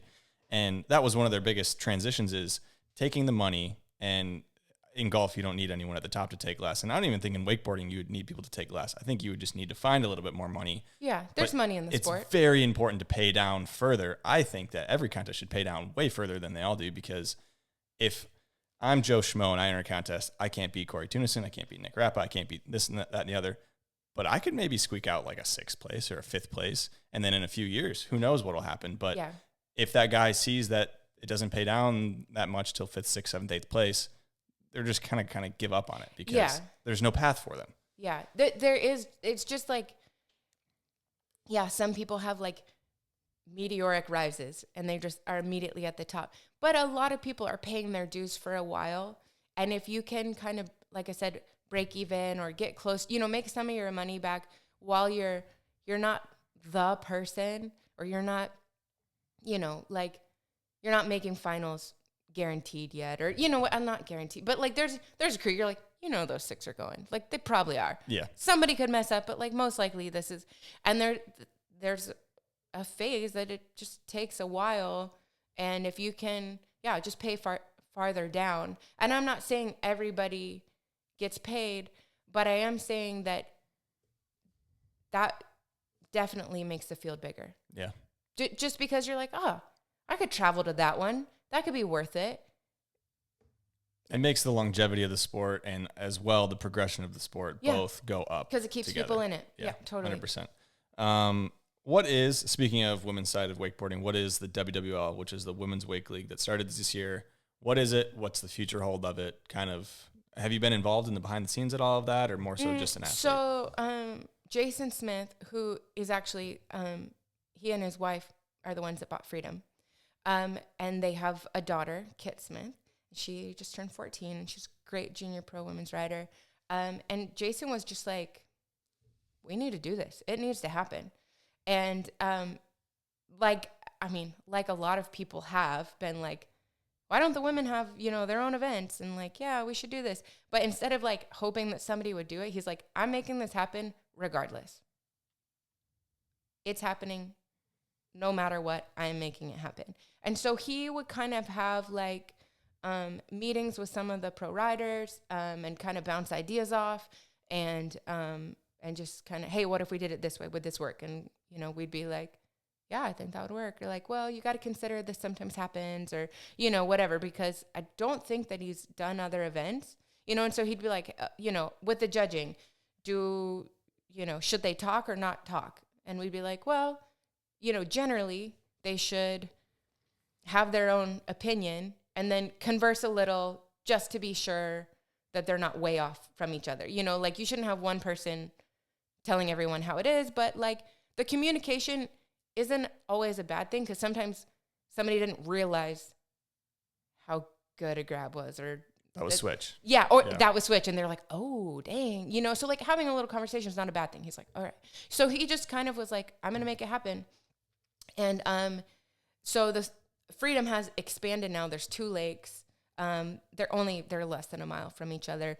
The second one was Andy Mapple's lake. And big ski guy, skier. Yeah. The funny thing is, just sidetrack, he was actually looking at the original lake that we got for Freedom, and we were looking at that lake, and we knew that we were looking, but like in real estate, like nobody's supposed to talk.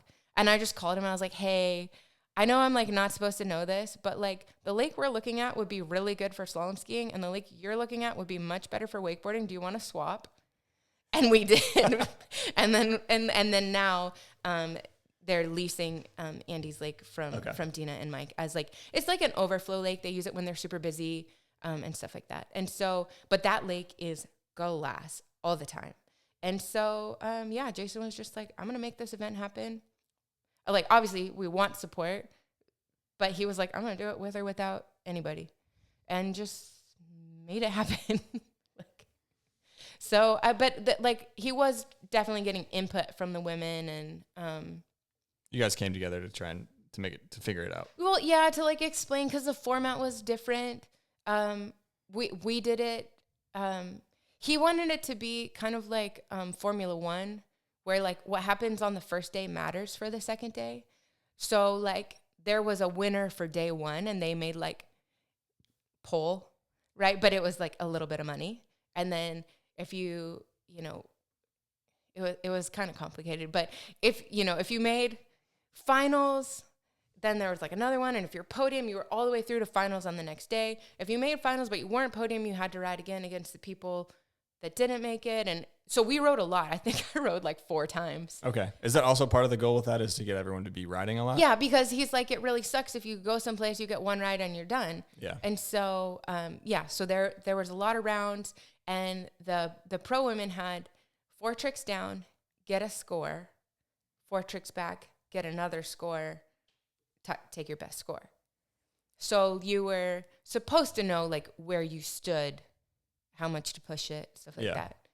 I didn't always know. Like, I got a score once, and I thought it was farther from where it was, and I almost really, like, messed up, but it worked out.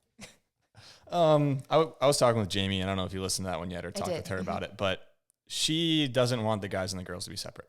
Right. What are your thoughts on that? So I think having the women do a separate series is not something that anyone chooses. It's out of necessity. It's not because we're like, we don't want to play with you. It's because we don't have a spot on the pro tour, so someone's going to make their own. It happened in water skiing a long time ago, too. And what happened in that history is that they dropped women from the pro tour.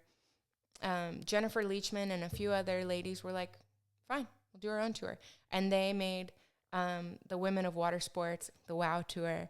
And they had a really cool thing. They made it like teamed based on boats. And so, and they did the series, and it was very successful. And then the pro tour was like, okay, come on back. And so they did, and then they didn't continue their own tour, which honestly would have been super cool to have both, because they had sponsors, they were making money. But I don't think, do you have the option? Do we want to have to like do it separate? Like, only if you have to. Yeah, it'd be really great to be included in the sport. Lots of other sports have figured it out, how to have a women's division and a men's division, and everybody gets paid and gets respect. Like, that's not like I'm making up something that doesn't exist. So, I would like for it to be possible, because then you're not asking so much of the fans. You're not asking so much of people that are supporters of the sport to, do double and follow double. Yeah, like, especially in this day and age, you've got to make it as easy as possible. Inundated with so much stuff. Like, it's hard for people to go to events anyways because everything's on their phone.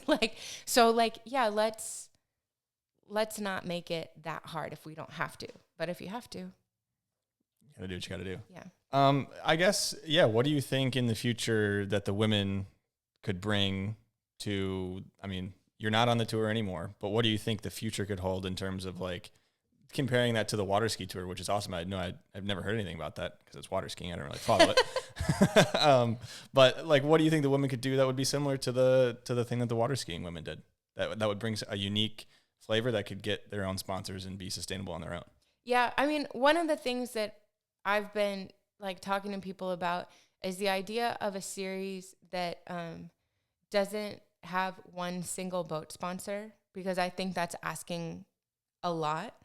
But if you had a series that had like Malibu pulled one, Mastercraft pulled another, Nautique, Supra, like, and they each had an event, and you get to put on your own event, and then there's, an overall.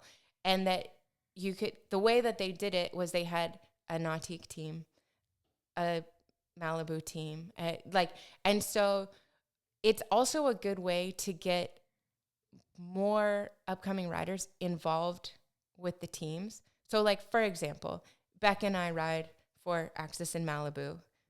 We would be a team, but there's only two of us. Why don't we like have some like prospects ride on our team, right? People that don't have boat sponsors would fill out whatever it is. And so then you have like another aspect of it, something else that's fun where you're cheering for each other. People kind of are, everybody's like, oh, this is the kind of boat I have. It's part of my identity. And so they would be, cheering for you. And like, Mastercraft has Megan. People that she is saying, hey, why don't we take a look at them? They would be great to be coming up. Because the thing is, when you have young people coming up, you get to help, like, shape them, teach them. Like, when Georgia was at her first Malibu shoot, she was like, what do I do? Like, we're like, hey, you grab your back roll really sick. Do that trick a bunch. You do that, otherwise you don't know. Somebody has to tell you. And so when you can have older and younger people on a team, or just the opportunity to be seen a little bit more, and you're like, man, they were really cool. That person worked so hard and was so helpful. We would love to have them involved a bit more. I wouldn't have known that, but now I do. Yeah. I think things like that are so, Malibu does their, they do the Just Ride Tour, And then they have the rider experience. We used to have Evolution Pro, but the rider experience, we do 1 day of coaching.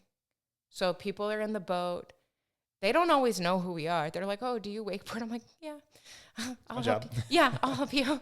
But then like they get more excited because they get coaching from a pro. Then they get to, ride an event. And like, I don't know if the event should have lots of divisions. Maybe they should. Maybe you should have a women's event that's the whole, age range and ability level so that people are more involved. I don't know, but I think there's so many ideas and different ways you could do it to keep people excited about what's coming up. Yeah. Do you think boat companies would be on board to just be a small portion of an overall tour? Well, I mean, you have 3 options, right? You fund the whole thing. As in one boat company does the entire tour. Yeah, fund the whole thing. Super Pro Wake Tour. You're not involved at all. Or you do a portion of it. Yeah. I don't know. To me, the middle one's the easiest sell. Like, I don't know. Like, but events also have to have something to offer that make them of value. Sell boats. Yeah. Right? Keep people involved so that they want to, which is why like a coaching day or like a demo day where people get to go on the boats is so valuable. People get better. They're like, oh, I didn't even know that it worked like this. Stuff like that is super helpful. And I mean, like I said, most of us are supplementing our income anyways. Like, who's going to be like, no, I don't want to be part of that. Yeah. It's great. You get a practice day.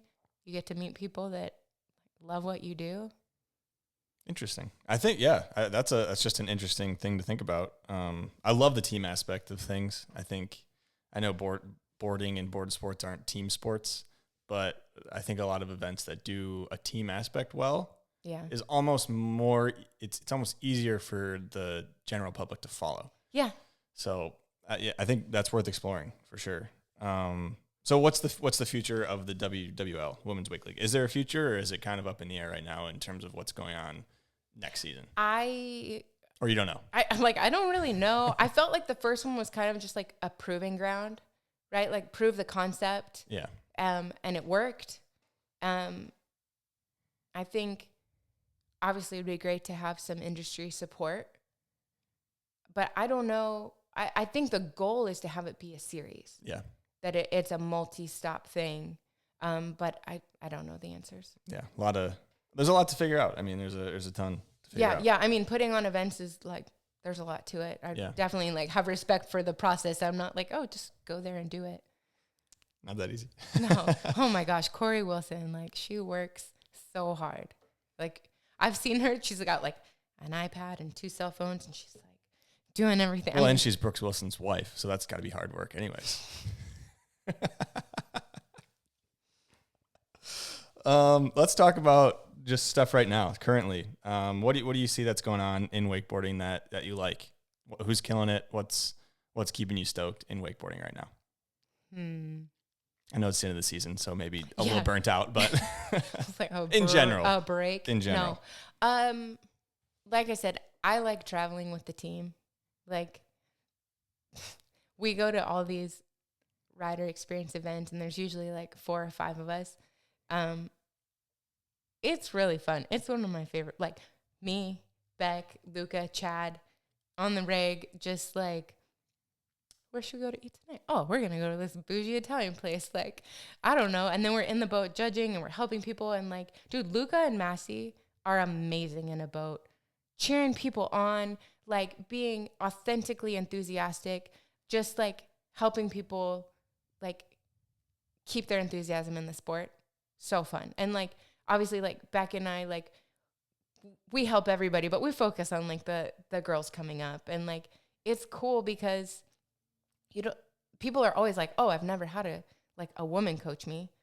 And you're like, oh, cool. Now you have, and like, it's different. We think of things differently. We explain them differently. It's really amazing to have a boat full of women. And I think that's something that I'm stoked about. Like the lake that I live on is, as far as like pro women wakeboarders go, me, Jamie, Taylor, Dallas are all on the same lake. So like, and then lots of people are not that far away. So the ability to just, and then like Mackenzie McCarthy was living across the way through the summer. So it'd be like, okay, hey, I'll pick you up. You pick me up. We're going to go ride together. And, you know, like there's so many people just like pushing the sport. I don't get excited about self-promotion. I just don't care. If you're just telling me how great you are, like I'll tune that out real fast. But people that like are just, I don't know, like givers. Selfless. Yeah. Just giver, you know, that are like, want to be part of the sport getting better. And like, man, if you're going to sit on the boat on your phone the whole time, like just don't come. Who's someone that's really good at being a giver that wants to see the sport get better? I mean, Beck. I love that girl. Oh my gosh. Ever since I saw her, like I saw a video of her in like 2008 and I was just like, you're so cool. Like, oh my gosh. I just like immediately bonded. She works super hard. She's not selfish. Like she's going to help anybody, you know, like that's pretty cool. You know, we feel like we have a good group right now. I don't know. I get excited. Like, dude, Jamie's pushing it a lot right now. And that's fun to watch. Like it really is. And she's having fun and enjoying it. She's in a good mode. Great style too. Yeah. Yeah. And so you're just like stuff like that like we live next to each other and we just have a fence in between and there's stairs on each side so we can put the dogs over each way. So it's just, we'll like stand at the fence and talk about the sport or what's going on. Like it's like kind of funny. Home Improvement with the guy behind the fence. Yeah. Yeah. And like, yeah. So what was the question? What am I excited about? No, who are some people that were just killing it? And that was a good answer. Yeah. How do you, I got a couple different ways we can go with this, but you and Kobe have several businesses, right? Mm-hmm. I mean, you had Freedom still working with it, but you have what are some of the other ones? And yeah, what are the other businesses you have? So Kobe has 4 patents. His brain works that way. So he invented Hang Tight, which is a boat cover suspension system. So like before you only had like poles to like hold up a boat cover. You have to crawl. Pain in the ass. Yeah. So he invented the product that goes like on the cover and then like goes up to the tower and ratchets it tight. He invented that. And then he invented drop and fill, which is a self-supporting funnel for fueling up your boat with gas cans. So that one actually, he has 2 others that are out of the industry, but those 2 are like really in the industry. And the drop and fill, we were living on Lake Jessamine and we didn't have a dock and we had the boat like kind of beach. Like, I mean, it was tide. It wasn't like beach. And we had this little John boat that leaked that we would load up like 6 gas cans into this John boat and go to the back of the boat and then get everything up there and then siphon gas forever and do that, you know, twice a day, every day. And literally one morning he was just like, enough. I'm done with this process. I told you he got a plastic welder to build the transfer box. Goes in the garage, plastic welds this like box with so it was like a funnel shape with legs and it had support cones. And then basically, so you take a gas can, pour it in there, and then the cones support the gas can, and it just drains, and it like you just pour it, and then it goes. And we just started using that because it was so much easier and you didn't have to do any of this stuff. And then the like patent process with Hang Tight was not that fun. And he was like, I don't want to do that anymore. And we'd been using drop and fill for like a season. And I posted a photo of the boat while it was like being used. And one of the guys from O'Brien like messages me immediately. And he's like, take that down. You need to take that down now. And I was like, what'd I do?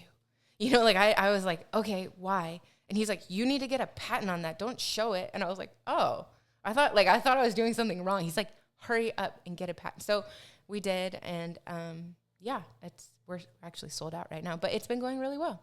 And do you still do the Hang Tight Yeah. thing? Okay. Yeah. Great Lakes Boat Top did a licensing agreement with us, so they like handle most of it. The old Shark Tank. What's the guy that does the licensing deals on Shark Tank? Kevin? I don't know what his name is, but so that's. I mean, the other two are outside of the industry, so probably not even really worth talking about. How do you? I mean, is there a lot of legwork still with those two things in addition, or is it pretty?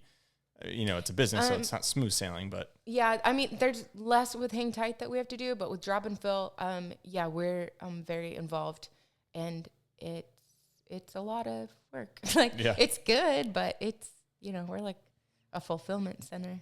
So you guys don't make them, obviously. You get them made somewhere, right? They're manufactured. But you have all the units in house that you ship them out of. Yeah, you ship them out of your place or whatever. Yeah, well, we have like multiple warehouses that we're like storing them, and then we'll get an influx of orders, and then we'll just bring everything to the house and like ship them out. Yeah, and I'm like, I need a wakeboard today. Can I wakeboard before I've been like standing for 6 hours doing this? I'm like, okay, go ride, come back. Ship them out. Okay. Yeah, answer questions, like do the social media, like place another order. Drop and fill, baby. Yeah. So you've been in Florida your entire life. Mm-hmm. Is it hard because being down here and it's wakeboarding's in Florida. It's the year-round location. A lot of the riders are here. A ton of the riders are here. Is it hard at times to try and pull yourself out of that Florida bubble and realize that wakeboarding and water sports is not Florida?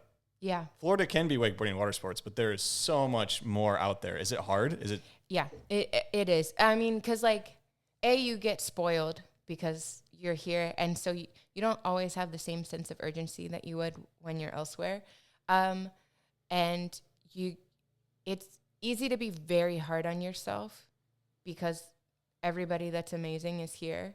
And so you lose that like perspective, just the relativity of being, one spot off the podium. You're like, man, I got fourth at Worlds again. And then you're like, wait a second.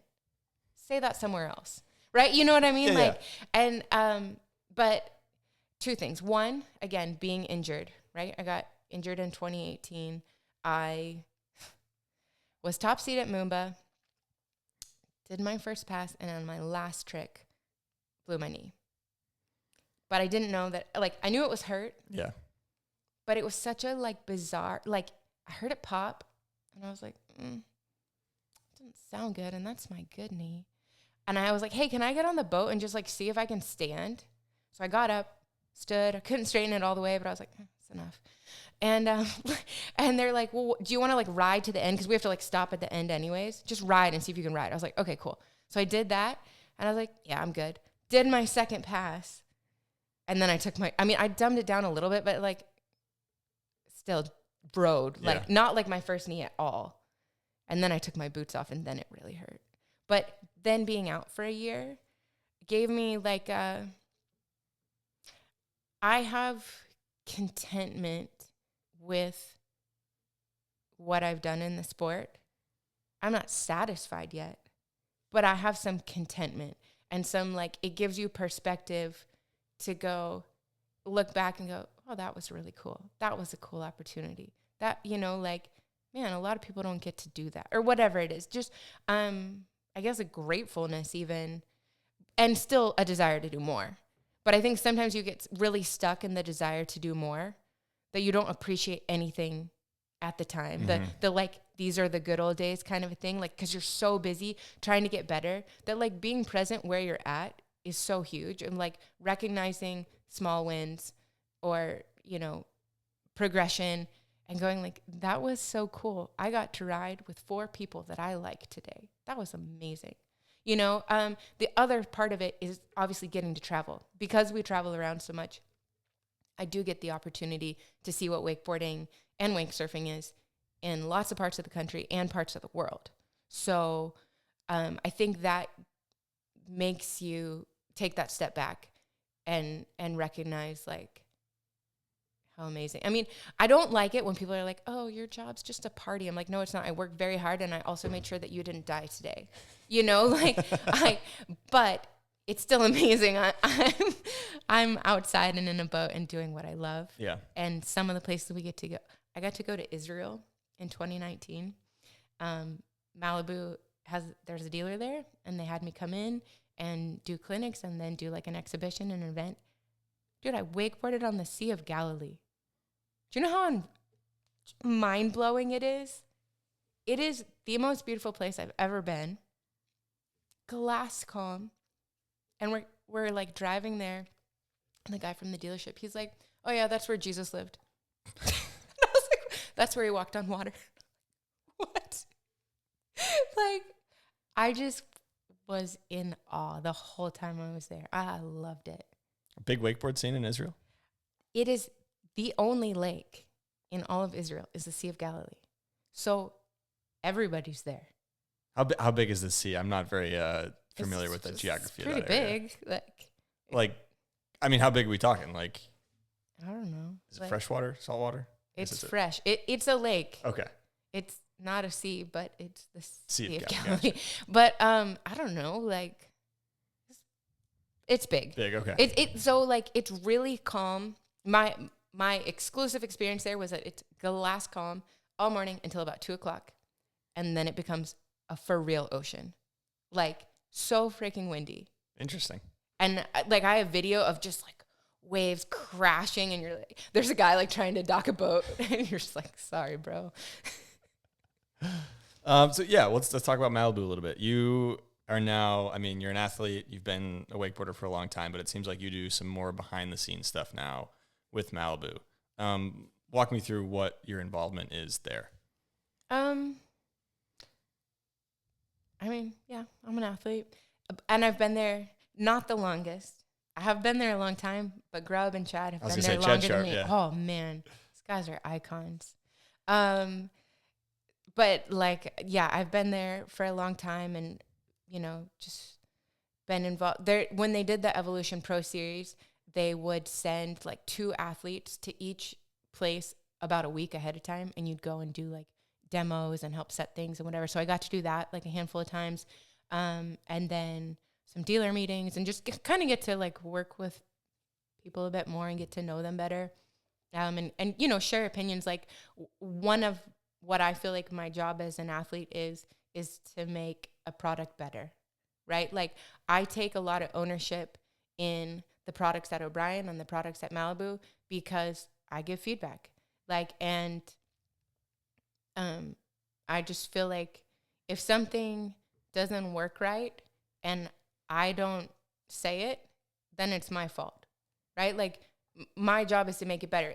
If I don't think these bindings fit right, let me help you. Like, this is how it would fit better.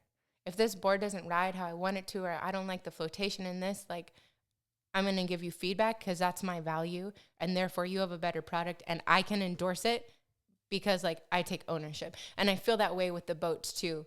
Like, if there's something that I think could be better, then I think that that's my job. Like, not in a critical way, but like I'm on the boats more than most people are. Yeah. Like I've given boats back that had 1,500 hours, 2,000 hours. No, I have given almost every single boat back with that many hours. Like, and I've had 13 boats, and they've all gone back with 1,500 hours plus. So, like that just is. Do you have any examples off the top of your head? I mean, I know it's kind of pulling from memory, but of things that you've noticed in either the boards or the boats that you've kind of noticed, hey, I think we could totally, hammer this one, knock it out of the park if we make a couple changes here. No, not specific examples. It's just like, well, we did have one R&D boat that had like a lot of, this was like 2013. They, one of the engineers sent us an R&D boat, and I don't think he was supposed to. Like, I got a call from Lonnie, like, why is that boat in your driveway? And I was like, I don't know. You tell me. Yeah, I was like, I didn't come steal it at night, I'll tell you that. And so it had, like, just some, like, test pieces and different stuff in it. And that was, like, that was high pressure because there were things that would break that were not standard. And you were, like, trying to tell people, like, that's not supposed to be there. But you weren't trying to tell anybody that. And like, it's kind of hairy. Yeah, it was funny. But I don't know, like it's just kind of fun to be involved. And like O'Brien will send test stuff down. Hey, test this. How does it work?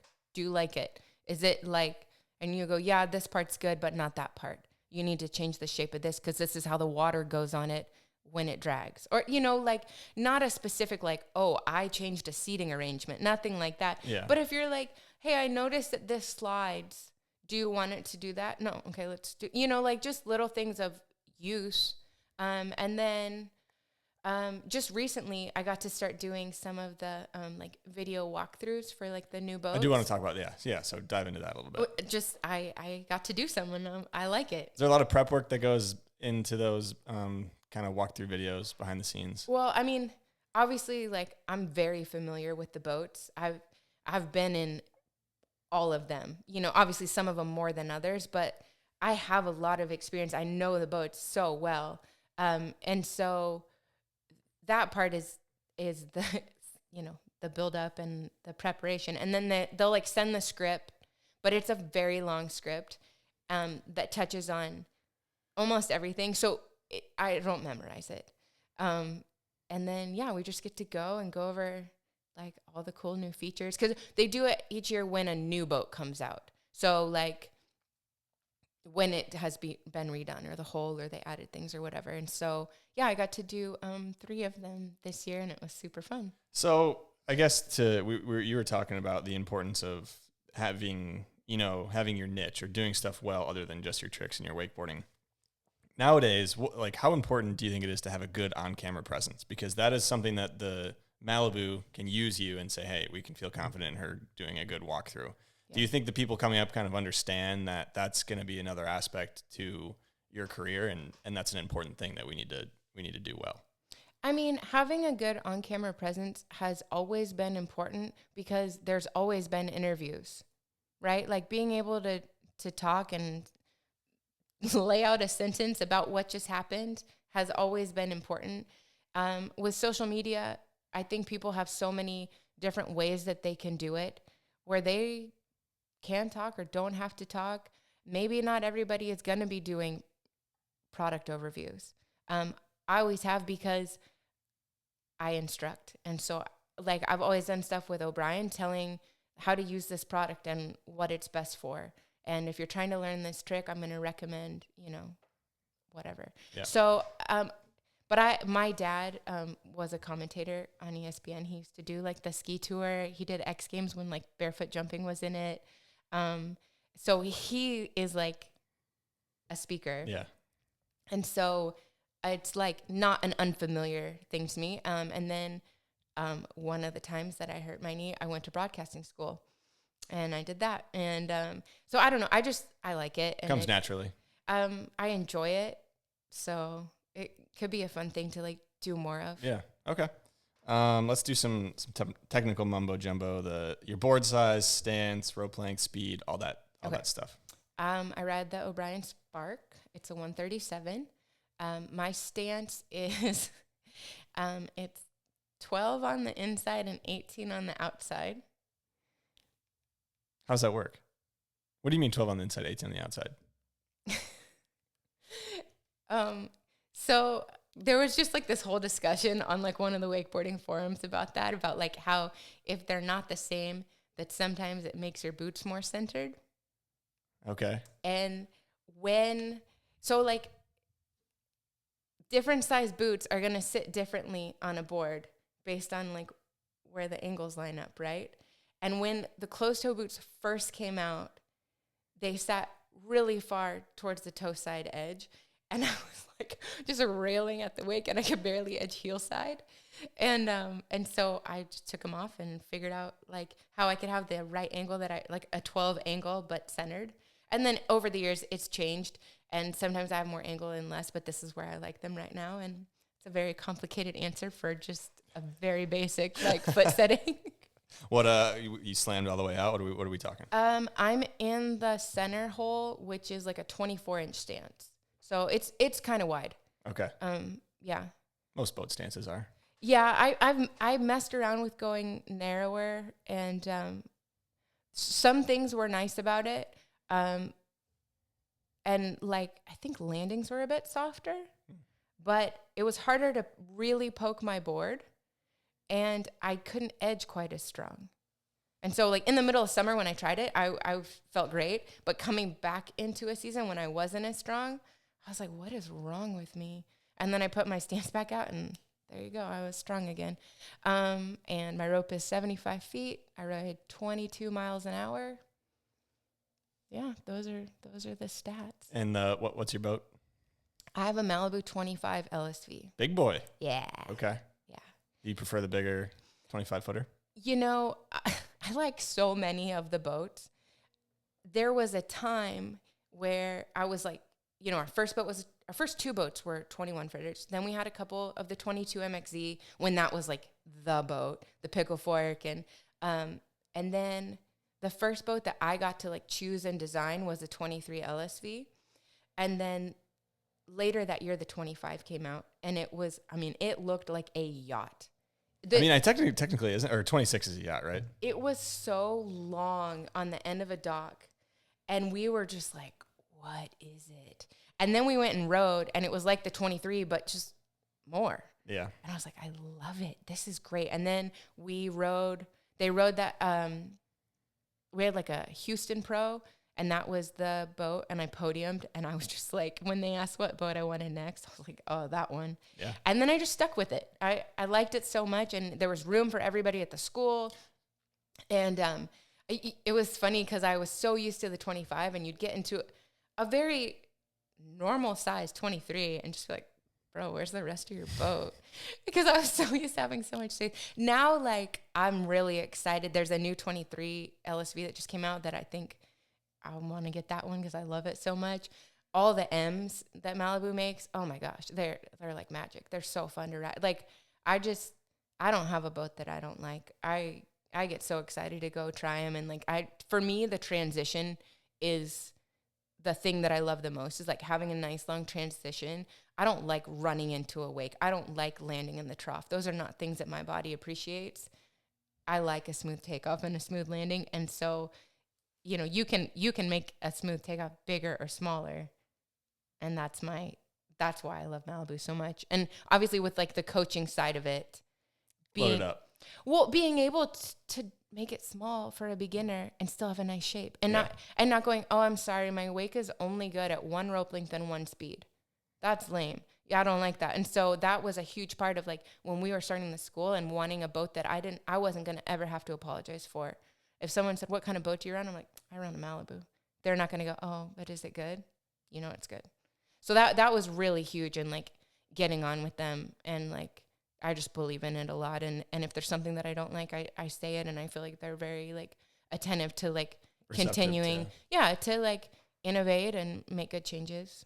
Cool. That is something that I'm glad that it seems like Malibu, but other manufacturers as well have kind of latched on to, is slow the boat down, less weight in it, shorter rope length, see what we can do at those shorter rope lengths and slower speeds. Yeah, there was a time where like the magazines were asking like Harley Clifford, how much weight do you put in your boat? And he'd be like, 11,000 pounds or whatever it was. And so then everybody was like, oh, it's a competition. That's what I need. Yeah. And I'm like, dude, you can't go toe side wake to wake. You don't need 11,000 pounds in your boat. You need to take the weight out. Because like, if you can't push through a small wake, you can't push through a big wake. You just can't. And so like the coach in me is like, I would love for you to get to the level that you're doing tricks that you need that. But like, if you want to get there, you have to learn the steps before, and they don't require weight. Yeah. And you need to be able to have a nice shape for that too. Especially on the boats now, you can run it fully empty and you still have a great Oh, weight. they have so much internal ballast that like, yeah, we're not stepping on fat sacks anymore. Yeah. We're not, like you can put them, you can do stuff, but like, man, there used to be, I remember having a boat that had this big like nose triangle in it. We had them when we got pulled over, and the cop made us add up everything that was in the boat and every person's weight. Sir, those are filled with air. Yeah.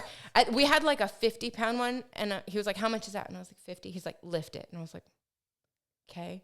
But yeah, the 1,100 pound one in the front, I was like, that's 700. And I weigh 100 pounds. Like, no, like half of us lied. And then when he left, people were like, why did you say that? We were all like going lighter. And they're like, oh, I didn't know that.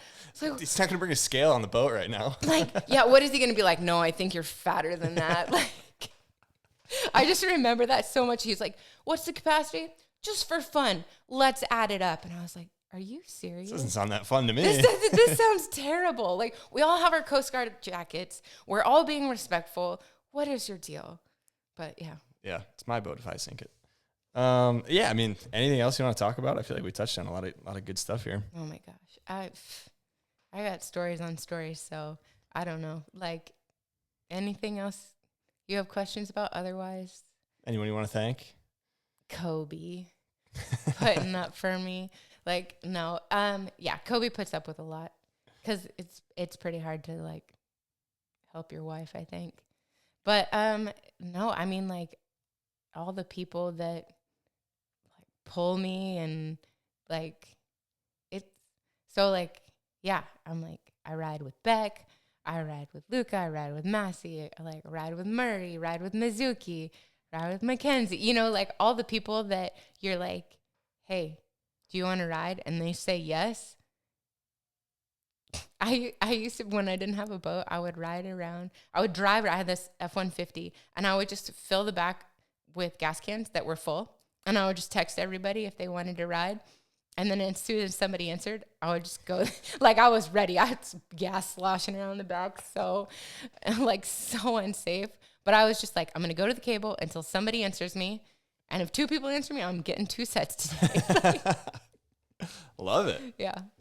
All right. Well, that's all I got on my end. Thank you so much for coming on. Thanks everyone for tuning in, listening. Make sure to like, comment, subscribe, all that stuff. If you do want to see who the guests are ahead of time and some exclusive content, behind the scenes stuff, make sure to join that Patreon. Do have some merch on the website as well if you want to check it out. So thanks everyone for watching. Thanks for coming on. Thank you. See ya.